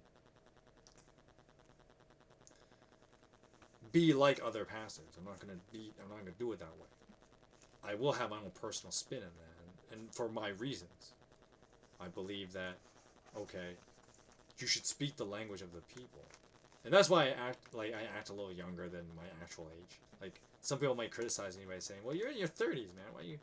Why do you use Zoomer terms about something?" Well, I gotta be hip with the kids. And isn't that, like, just super cringe and corny and trying too hard? It's like, well, sometimes for the sake of the gospel, you gotta try hard. All right. You just got to sometimes. It's a price that you have to pay, because there might be someone who needs to hear the gospel, and I might be the only person that they'll hear, because they'll see someone who speaks their language. That's kind of my philosophy to it, but that doesn't have to be everyone else's. In addition to that, with that said though, my way may not necessarily be the right way. It may be the way I think works, but once again, I think it works. But it may not be, and I don't know that. And I would never be so arrogant to say that, like, well, my way is the right way. That would be antithetical to everything I believe, for starters. And so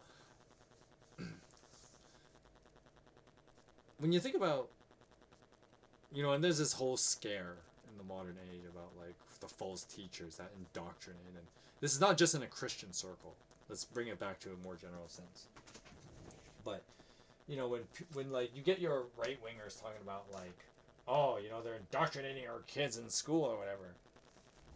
And there is some merit to that, because, and I've met a lot of young people who just think things, and then you ask them why they think it, and then they just tell you, because it is. I'm like, well, have you thought about why it is?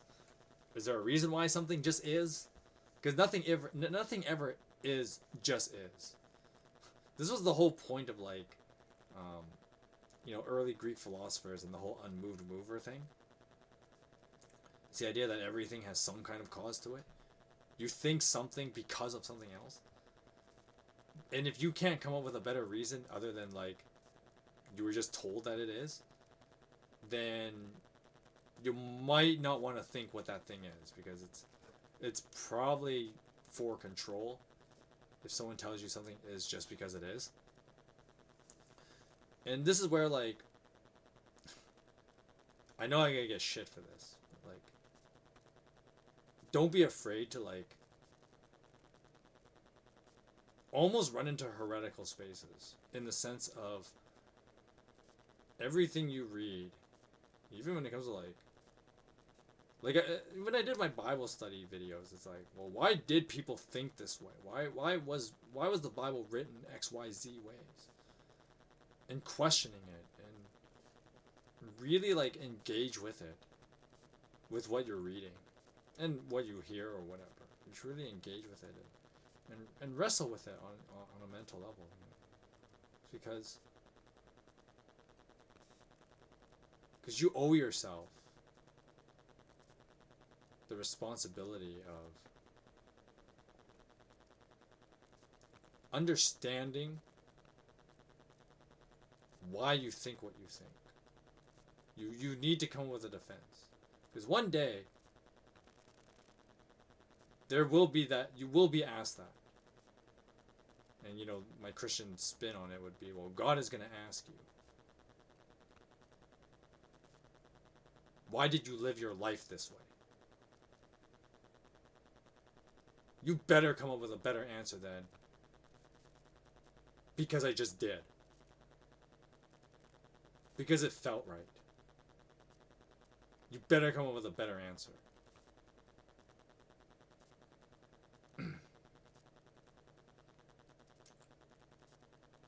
And that's something that, you gotta put some salt in your food. You gotta put some salt in your thoughts too, to try and enrich your life experience. Maybe this is, well, not just maybe, this is one clear interpretation, though among many, why Jesus uses the metaphor of being the salt of the earth. So the passage is in Matthew, and he says, you are the salt of the earth. If salt loses its taste, what good does it have? Is it not just better to be thrown out on the roads to be trampled upon? If salt loses its saltiness, could it ever be made salty again? And whatnot. Many people have interpreted this to be like, well, because we are meant to live in rich lives. Well, what does that mean? Well, that means a bunch of things, but one thing that it clearly means is as you move through life and try and find purpose, I think you need to really explore what it to explore why you need to find that purpose. You can't just follow every like emotional whim. You need to build some substance to, you know, your daily life experience. You can't just follow your emotional whims, because, I mean, to paraphrase another Bible passage is, well, the heart is deceptive. Because the heart, you know, despite Selena Gomez telling you that the heart wants what it wants, I mean, it does, but I think many people just accept that to be a good thing, even though it often isn't. Because the heart does want what it's want. Sorry, the heart wants what it wants, but at the same time, I mean, it flickers between them, for starters. Secondly, that's not always a good thing, because the heart is quick to just please itself. But, you know, the whole point of a sacrifice system, in any belief system, but well, when the Bible portrays sacrifice, it's about not thinking about yourself all the time. That's the whole point of the sacrifice system, was that you don't think about yourself all the time. And so, yeah, there's a spiritual component of like, you give your sacrifice to God to make a peace, you know, to make peace between you and God. But there's also like the human element where like, well, the sacrifice stuff goes to like the Levites and whatever. And that's true with like, you know, modern church offerings. It's like, well, you got to give money to the church. You got to pay for the air conditioning that you're using in that church building. You sit on their chairs, drink their free coffee. Well, it's not really free, I guess, because you got to kind of, the whole point of giving the church money is to pay for that stuff so the church can keep doing it. So, it's this idea of, you know, you don't just think about yourself. And that's what it comes down to when it comes to why you need to be skeptical. You need to think about, you need to not have tunnel vision in your life. You need to think bigger. You need to expand your mind to not just what you want and the quick things that you can get. Because once again, it comes back to that whole thing about the whole purpose of like temptation is, the temptation is always to take the easy way out. But to have a fulfilling life, usually you got to do things the hard way. And so that's something that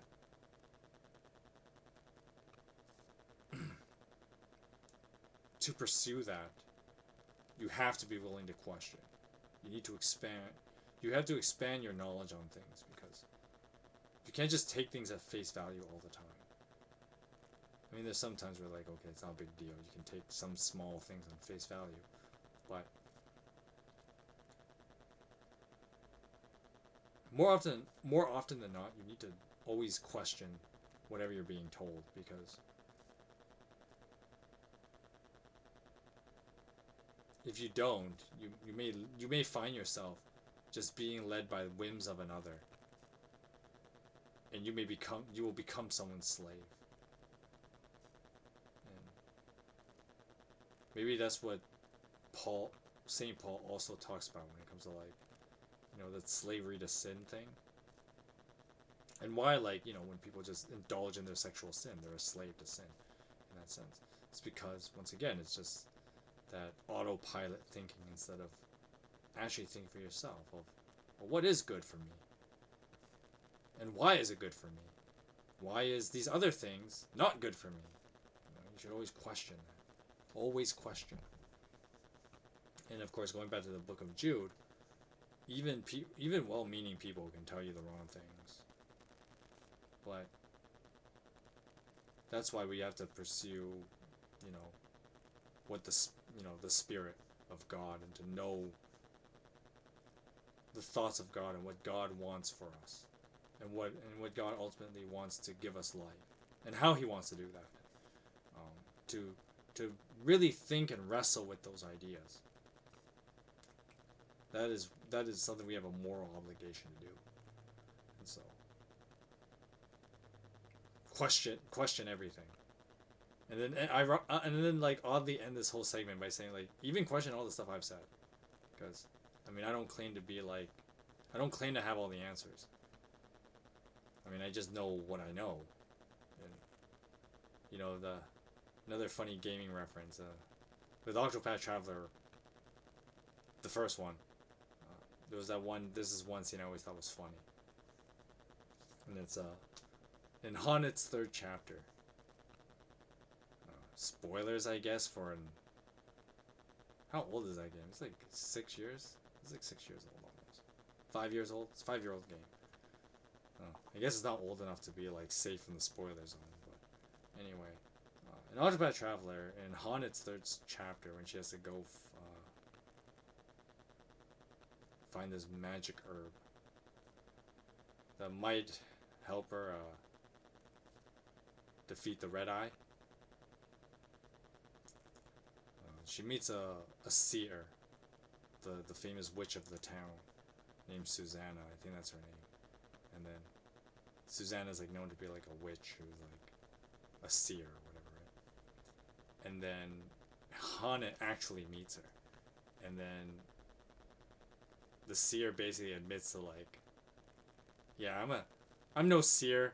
I'm just some old lady in this town. That's it. I don't have any special powers.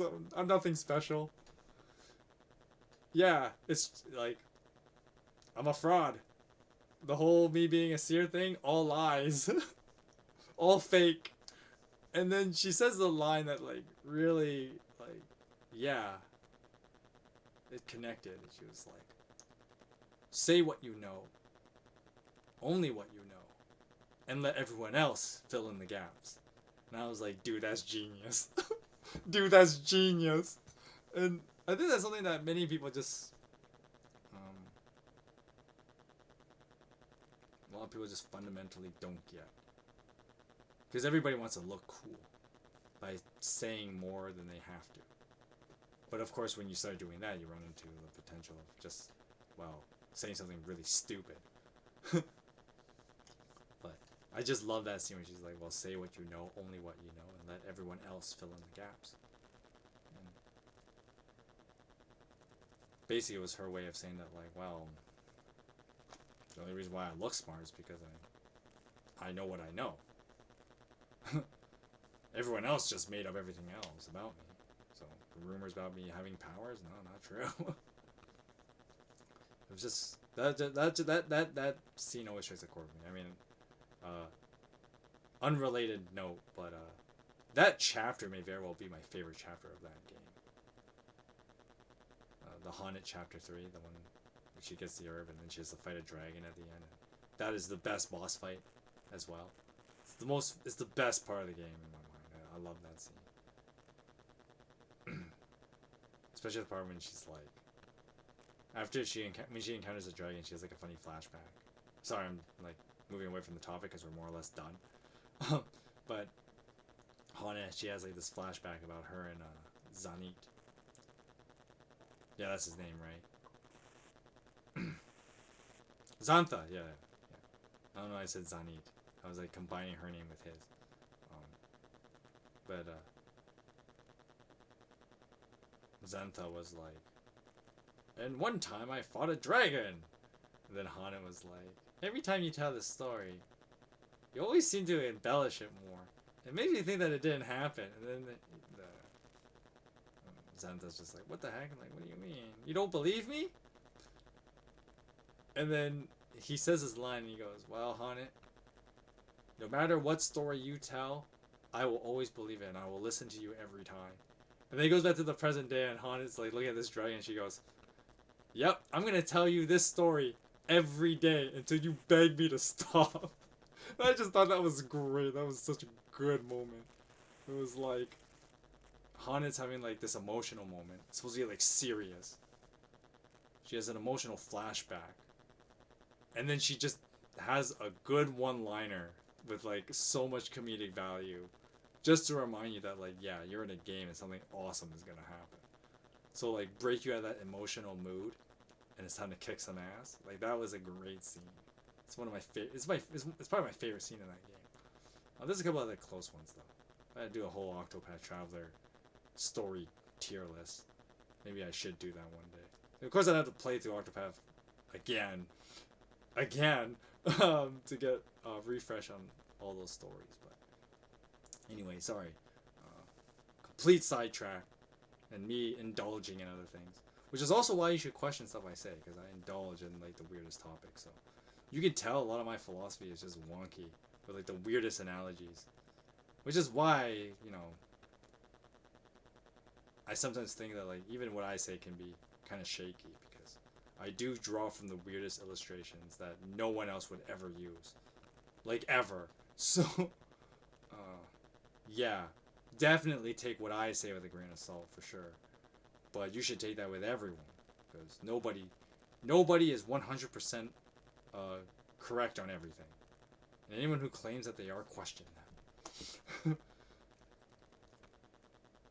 So yeah, you take everything with a grain of salt, because you need to enrich your life, and part of that means that you don't just take someone else's statements as gospel.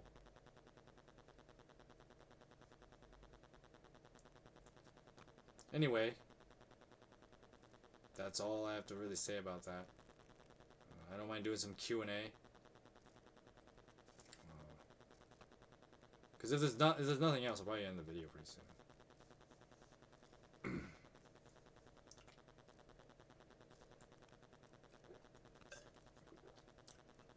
And I have to like get back into practice of doing like live podcast. Of course, in the future, I plan to have like guest speakers or like people to talk to more, because it's a lot easier when I have to like ideas to bounce off with as well. Because that's another reason why like the whole taking a grain of salt thing, because it's just me talking unfiltered and nothing to like reference anything I say on. So there's an easy temptation to just be like, okay, take it as fact, but like no, you should never do that, right? You should. But when you have someone to talk to and dialogue with, you when you bounce ideas, that's where that like defining of your thoughts and your characteristics come in. Because I mean, you can be whatever you think you are, but that means nothing if it doesn't actually have to interact with other people. Because when you identify as anything, it has to mean something. But meaning cannot exist in a vacuum. Meaning has tons of reference points. Of course, you have to discern how you use those reference points and how many you use and whatnot. See, that's the whole like taking the whole like why you need to take things with a grain of salt, because nothing can just be a fact on its own. It has references. It has to have pushback. Otherwise, then I mean, that's the thing too. Is like that's how cults also work, because the whole how cults work is that they try to break down that mental exercise, and that's why isolation is a big part of how cults act. They like isolate their members from like family and friends, because if you have less people to bounce ideas with, you don't actually get to see whether those ideas are good ideas at all. And then of course, this is the irony is that like cults rely on echo chambers basically, and then that's how like people get convinced that their ideas are right, because everyone just starts parroting the same ideas. And even if they're bad ideas, then how would you know? And then when something goes terribly wrong, by then it's too late. And that's how cults function. And it's freaky. It can be freaky. And that's what makes cults so scary, is because when they break down that kind of mental capacity that, on the one hand, we all take it for granted. This whole freedom of thinking thing. We take that for granted. It's one of the beauties of like living in North America in the 21st century, is that this is a thing that's supposed to be enshrined. But at the same time, it used to be enshrined, I should say that. Now, we've kind of done the whole 180 thing. now governments are trying to be totalitarian because it's in fashion again, I guess, and remove you of that like think for yourself. Because that's why like you get people canceled all the time for like having dumb takes or takes that are just not acceptable. It's some of both, but I mean, you have to allow people to have their hot takes, because then otherwise people will never learn. I was watching a video by someone, won't say who, but he was talking about how like one of the fundamental problems with Zoomers is that since things are so easy for Zoomers, this guy was talking about like from a technological perspective, but this can be applied all across the board. But the illustration he was giving was that Zoomers don't know how to use like a computer properly, because the simple explanation of why is because they never needed to actually figure out how their computer worked. The computer does 90% of the job for them. If the computer starts having a problem, you can do like an AI diagnostic that the computer itself can just do, and the computer will be like, oh, I know exactly what's wrong with me, and then fix it accordingly. Whereas like if you grew up in the 90s and early 2000s, like yours truly, and shit went wrong with your computer, you had to figure out what was wrong with your computer, and then like that taught people to like take apart their computers and like tinker around and try and figure out what was wrong with stuff. That's where like coding is also I feel a lot of people like 90s people that are familiar with some level of coding, because they had to figure out this stuff for themselves. But a lot of Zoomers, that's not required, because technology has made it so easy that they can like instantly find things. And then using like, okay, so like using this terrible example, but like when you were an edgy teenager and trying to like find porn, it wasn't easy in like the late 90s and early 2000s. It wasn't just like super easily accessible. There's like the whole joke where like you know, you have a bunch of kids and they're like going through like their TV channels. Yeah, TV channels. Is that even a thing now? I haven't watched TV in so long. I just get most of my stuff on like, well, streaming services. See, stuff like that didn't exist.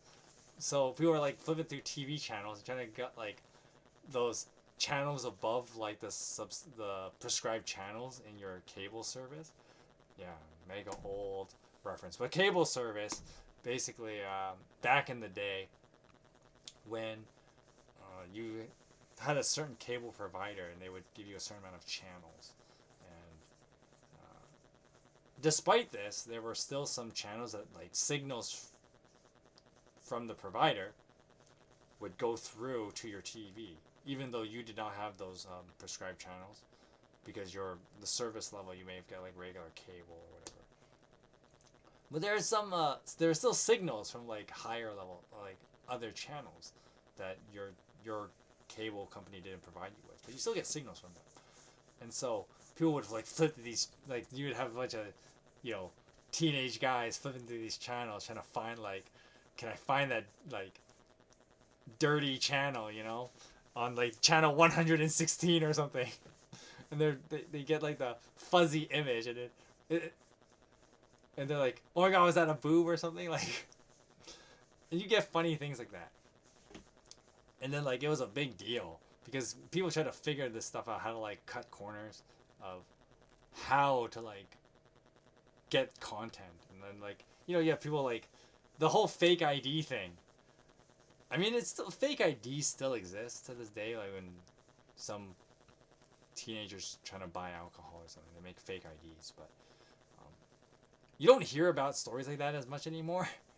But when, like, if you grew up in the 90s and early 2000s, you hear tons of stories of like people trying to come up with fake IDs because they want to, you know, be able to buy a Playboy magazine with a fake ID. And so back then, people like millennials had to try and find these little tricks to like try and get, you know, their hand on underage drinking and underage porn and stuff like that. And then of course like BitTorrent um, was a result of this idea as well, where like people back then had to try and figure out how to get stuff that they couldn't normally get. For example, like anime. Like anime was torrented all the time when I was a teenager. Yeah, I admit I was guilty of that too, because, you know, back then, the access wasn't there to be able to get, you know, anime or something. And same with like, once again, like using porn as the example. You know, people try to like find porn videos online with like torrents and whatever, because that stuff wasn't easy to get. Nowadays, it's not like that at all. It's just type in certain website name, boom, thousands of like free videos. And so, since Zoomers exist in a world that's it's instant and it's free, no like tech savvy knowledge required. So in a way, like Zoomers end up being like technologically weaker than, you know, their millennial counterparts, which is hilarious. Because the whole idea of like, so a general idea is that as new generations come, and as they're the ones who get really good at the technology that is available to them, and then they're supposed to outclass the previous generation. Because, okay, so not just using like modern tech, but using like, okay, so my dad compared to his dad. So my dad and my grandfather. And my dad figuring like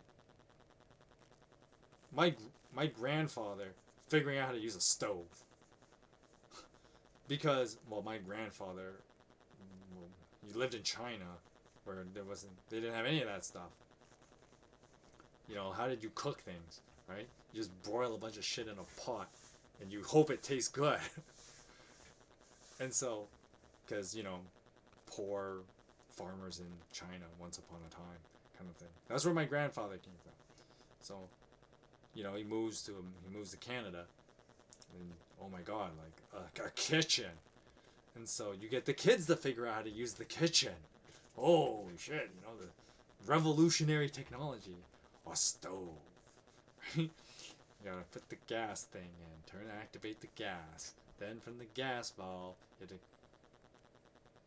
hit this little like switch thing that'll put a little fire, and then from the little switch thing you turn out how much sparking you want to make the gas level go, you know, increase the gas level so that the little flicker lights up a certain amount of fire for you to use the stove. Of course, I would not be able to use those kind of stoves because those things are super outdated, and there's no reason to use those kind of stoves. I have the electronic one. It's just turn knob, certain level, cook. Yeah, baby! Cooking made easy. But then, of course, you know, there's always that generational gap thing where, like, because I grew up in the 90s, and, you know, you run into the fundamental problem of as soon as you do one computer thing for your parents, then you're the tech genius. Which was not definitely true in my case. I was not super technologically savvy. You can tell now that, like, you know, these low-ass quality videos, I'm not super tech savvy. But back then, it was like, okay, I knew something my parents didn't know. And that was how to use a computer. And that still kind of exists today. Like, my parents don't know how to use their smartphones properly. And so, like, I had to help my dad figure out how to make an email connected to his phone and how to use it properly. So,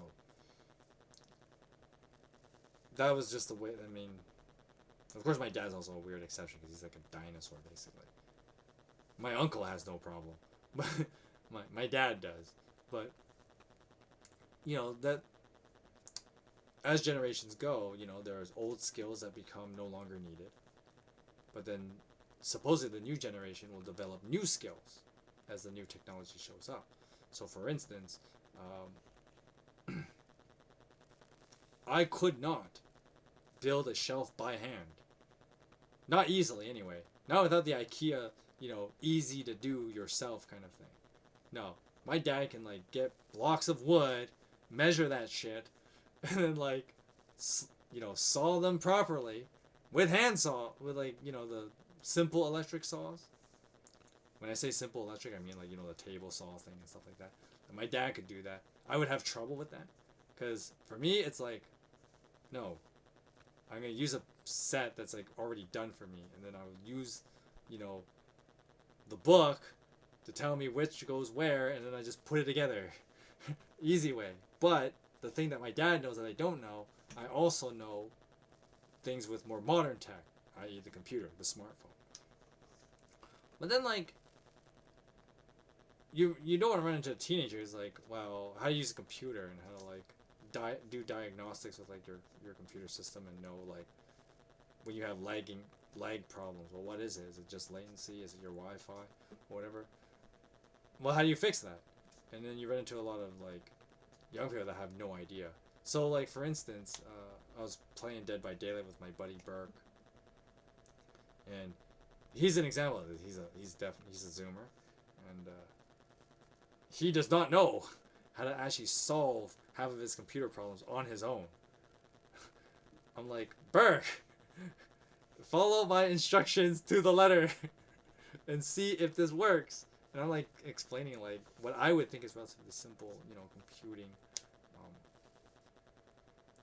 diagnostic, but for him, he doesn't know how to do it, because he lives in once again, he's born much later than me, so he did not live in a time where like tinkering with your computer was an actual thing.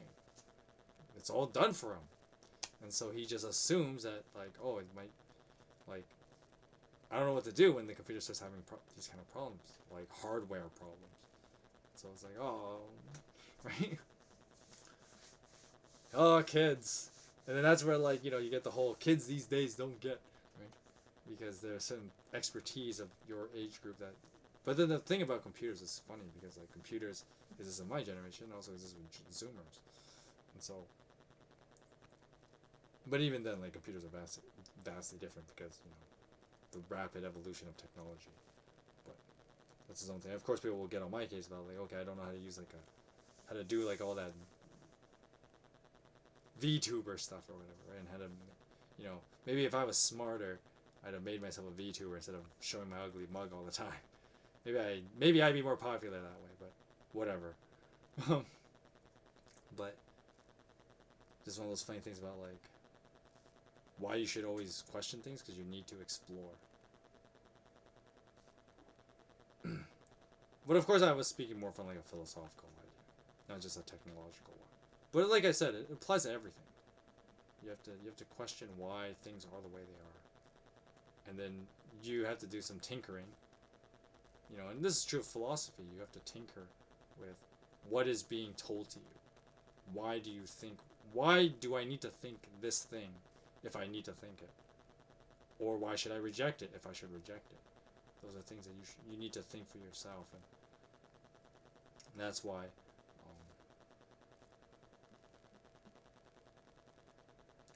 I think that's where like the red pill idea of like why kids are so dumb today. You ever see those? You always see those videos where like it's definitely like a gotcha moment where like there'll be like a guy and he'll be asking like quote unquote college students like basic questions, and they'll like get it wrong, and you as the older audience member is like, it's like painful to watch, because you're like, God, how stupid can you be, kind of thing. So for example, like those guys asking like young college students, how many stars are there on the U.S. flag? It's like people didn't know, and it's like, well, you as the audience, at least if you're not stupid, you think, well, it's 50. It's 50. It's one for every state. But people don't know that, and then of course, like, one question was like just awful to listen to. The guy was asking, what ocean lies at the east coast of the United States? People didn't know this. It's like, how do you not know this? And then another one that was just like absurdly funny and super like painful to watch was a guy asked, who were the what was the target group that Hitler persecuted? And then like the young person the interviewer was asking had no idea, which is hilarious because it's like, well, everyone associates like, you know, racism and Hitler. It's like, and yet people don't even know like how Hitler was being racist. Like, well, that's bad. That's bad. But it shows that like the reason why a lot of, you know, people talk about like young people being dumb and not knowing stuff is because what you find is that a lot of people don't question enough. They don't question why are they being told what they're told. And so that's something that I encourage you to always do. Always question. Question everything. But, you know, without being, like, I know some Christians may think, well, that sounds super cynical, especially for a pastor to say question everything, when his whole thing is, like, encouraging people to believe in the gospel. How could you encourage people to believe in the gospel and then tell them to question it, and then people will say, well, I think Christianity is wrong because of X, Y, Z. Well, my little bit of comfort to my response, and hopefully some comforting words of that, is here's another thing too. As you question, you will kind of discover this as you question everything. The little discovery that you'll find, and it will be a great comfort. And this is where real conviction, you know, this is how you build conviction in what you believe. I don't remember who said this. I don't remember who exactly said this quote. But the person said, truth is not afraid to be challenged because it's true. Only lies are afraid, and that's why they get defensive. And I was like, oh shit, that was genius. I mean, I wish I had come up with that. It was good. I wish I came up with that, because that was really good. And I think that's something that a lot more people, especially, you know, to encourage some of my Christian friends out there. You know, that's why don't be afraid. You know. The truth of the gospel is more than capable of defending itself. After all, truth is not afraid to be challenged. Because because it's true. It has nothing to hide. There's nothing to deceive. And I mean, that goes back to the whole, like, you know, the JRPG and finding the religious organization, the religious institute in X video game is evil because everything is built on lies. And of course, like, you know, each of those games, the whole part of the hero's adventure is finding out those lies and exposing them. But any idea that is true is not afraid to be challenged, because what are you afraid of if you are true? What are you afraid of? There's nothing to be afraid of. And so that is some comforting words I have in regards to those concerns. But that's in a way, that's all the more reason you need to question, because you need to really dig out and weed out all the things that are false, which is what Jude was telling the Christians in the Book of Jude, letter of Jude, whatever you want to call it. But in the Book of Jude, that's the whole thing, is like, don't be like, be fervent in weeding out false teachings, because the truth will stand. The truth will endure.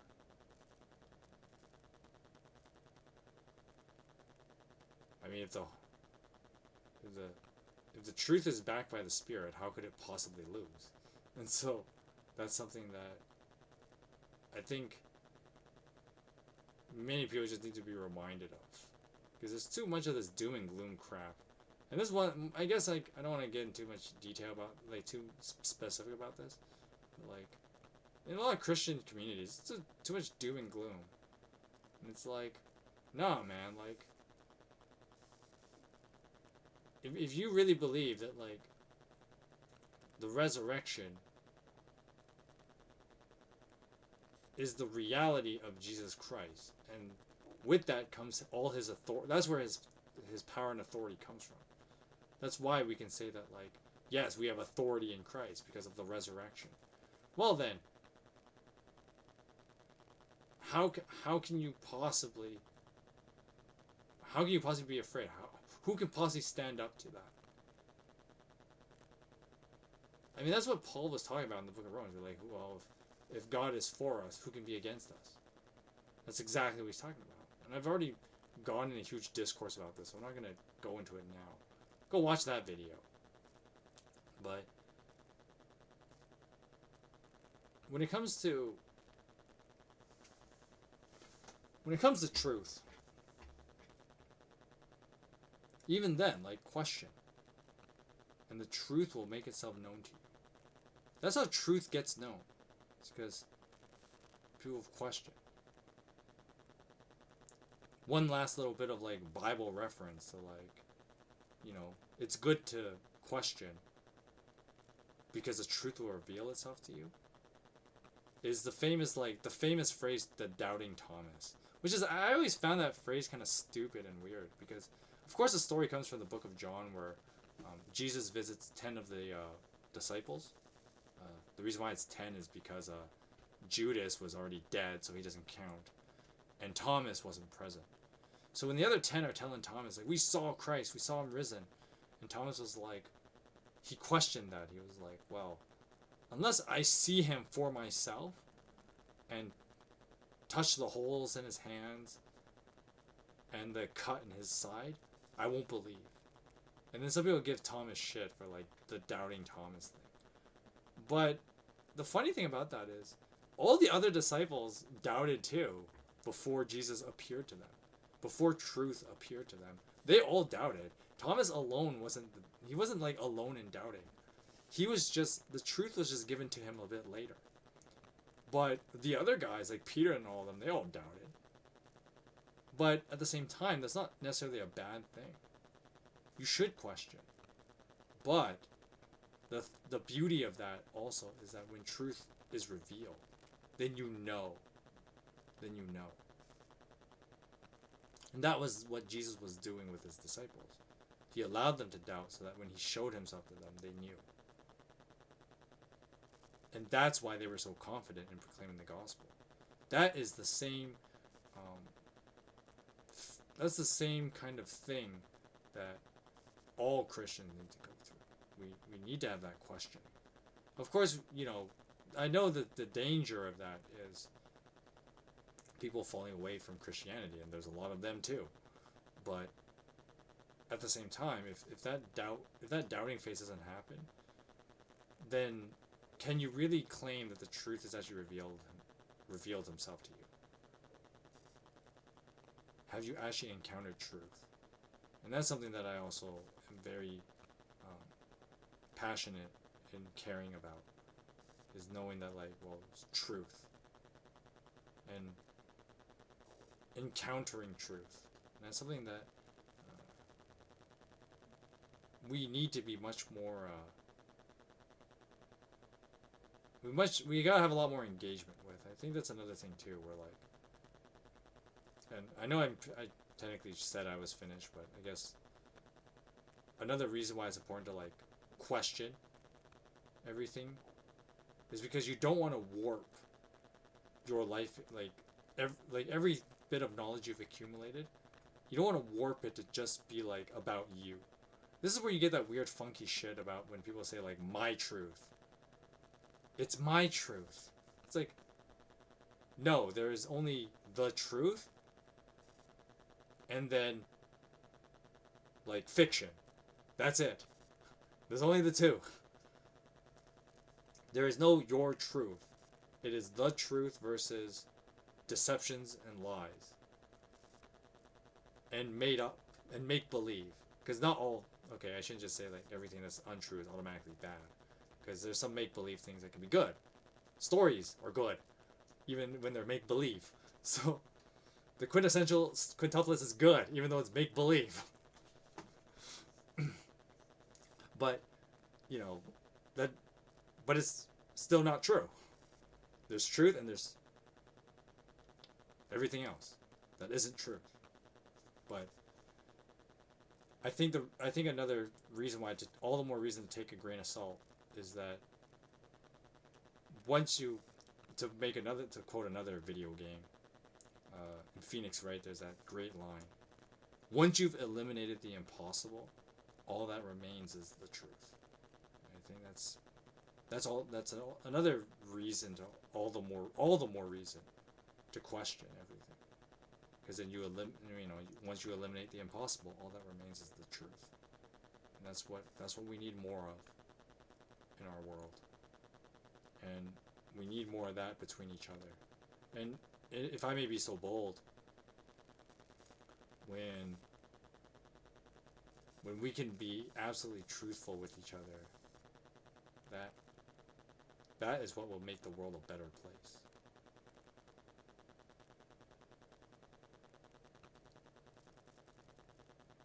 And there's a difference between being truthful and being honest, because you can be honest and then still lie. You can be honest and spread misinformation. You can be honest and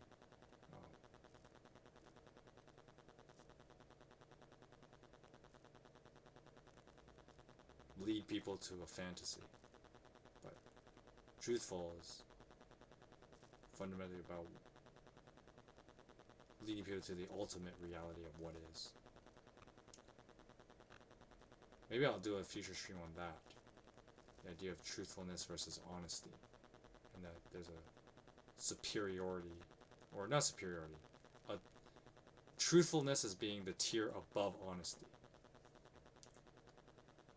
But anyway,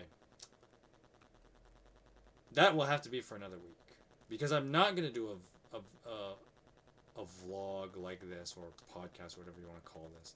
I'm not totally sure what to even call this. The Streaming Parson Podcast had a cool name to it, but I mean, is it really a podcast? I don't know.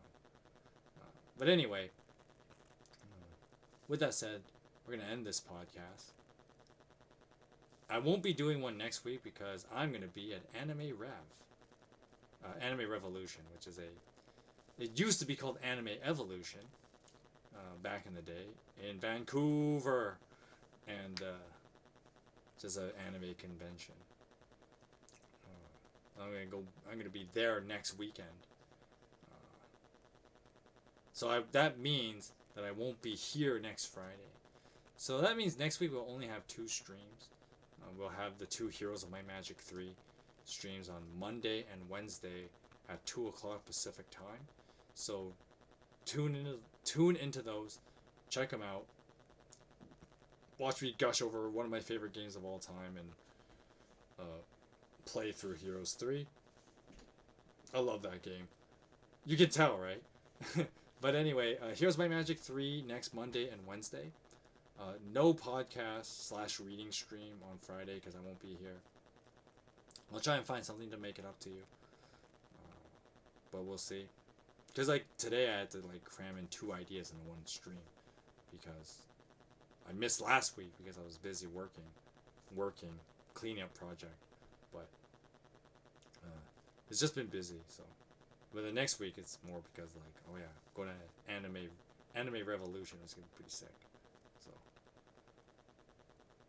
maybe I'll get a new picture instead of me in an anime bar. Maybe it'll be like, I want to take like, okay, so something I'm gonna do. I definitely want to take a number of pictures of like cosplayers and see the second thing is I'm not good enough to come up with my own cosplay. And I don't have the money to buy myself a suit because let's be real. I'm gonna save up what I have and use it to see what good merch they have, because that's where my priorities are. And then maybe I'll take some pictures of some cosplayers. That'd be kind of cool.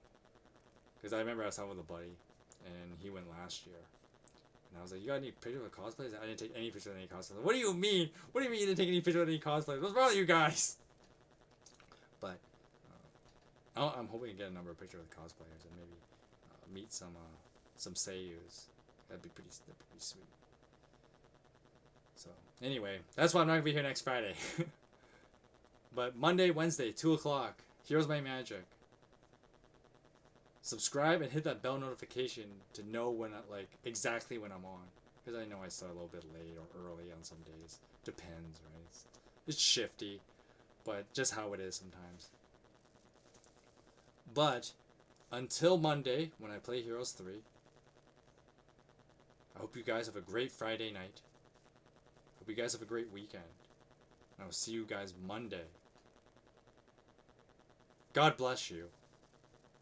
And have a good night.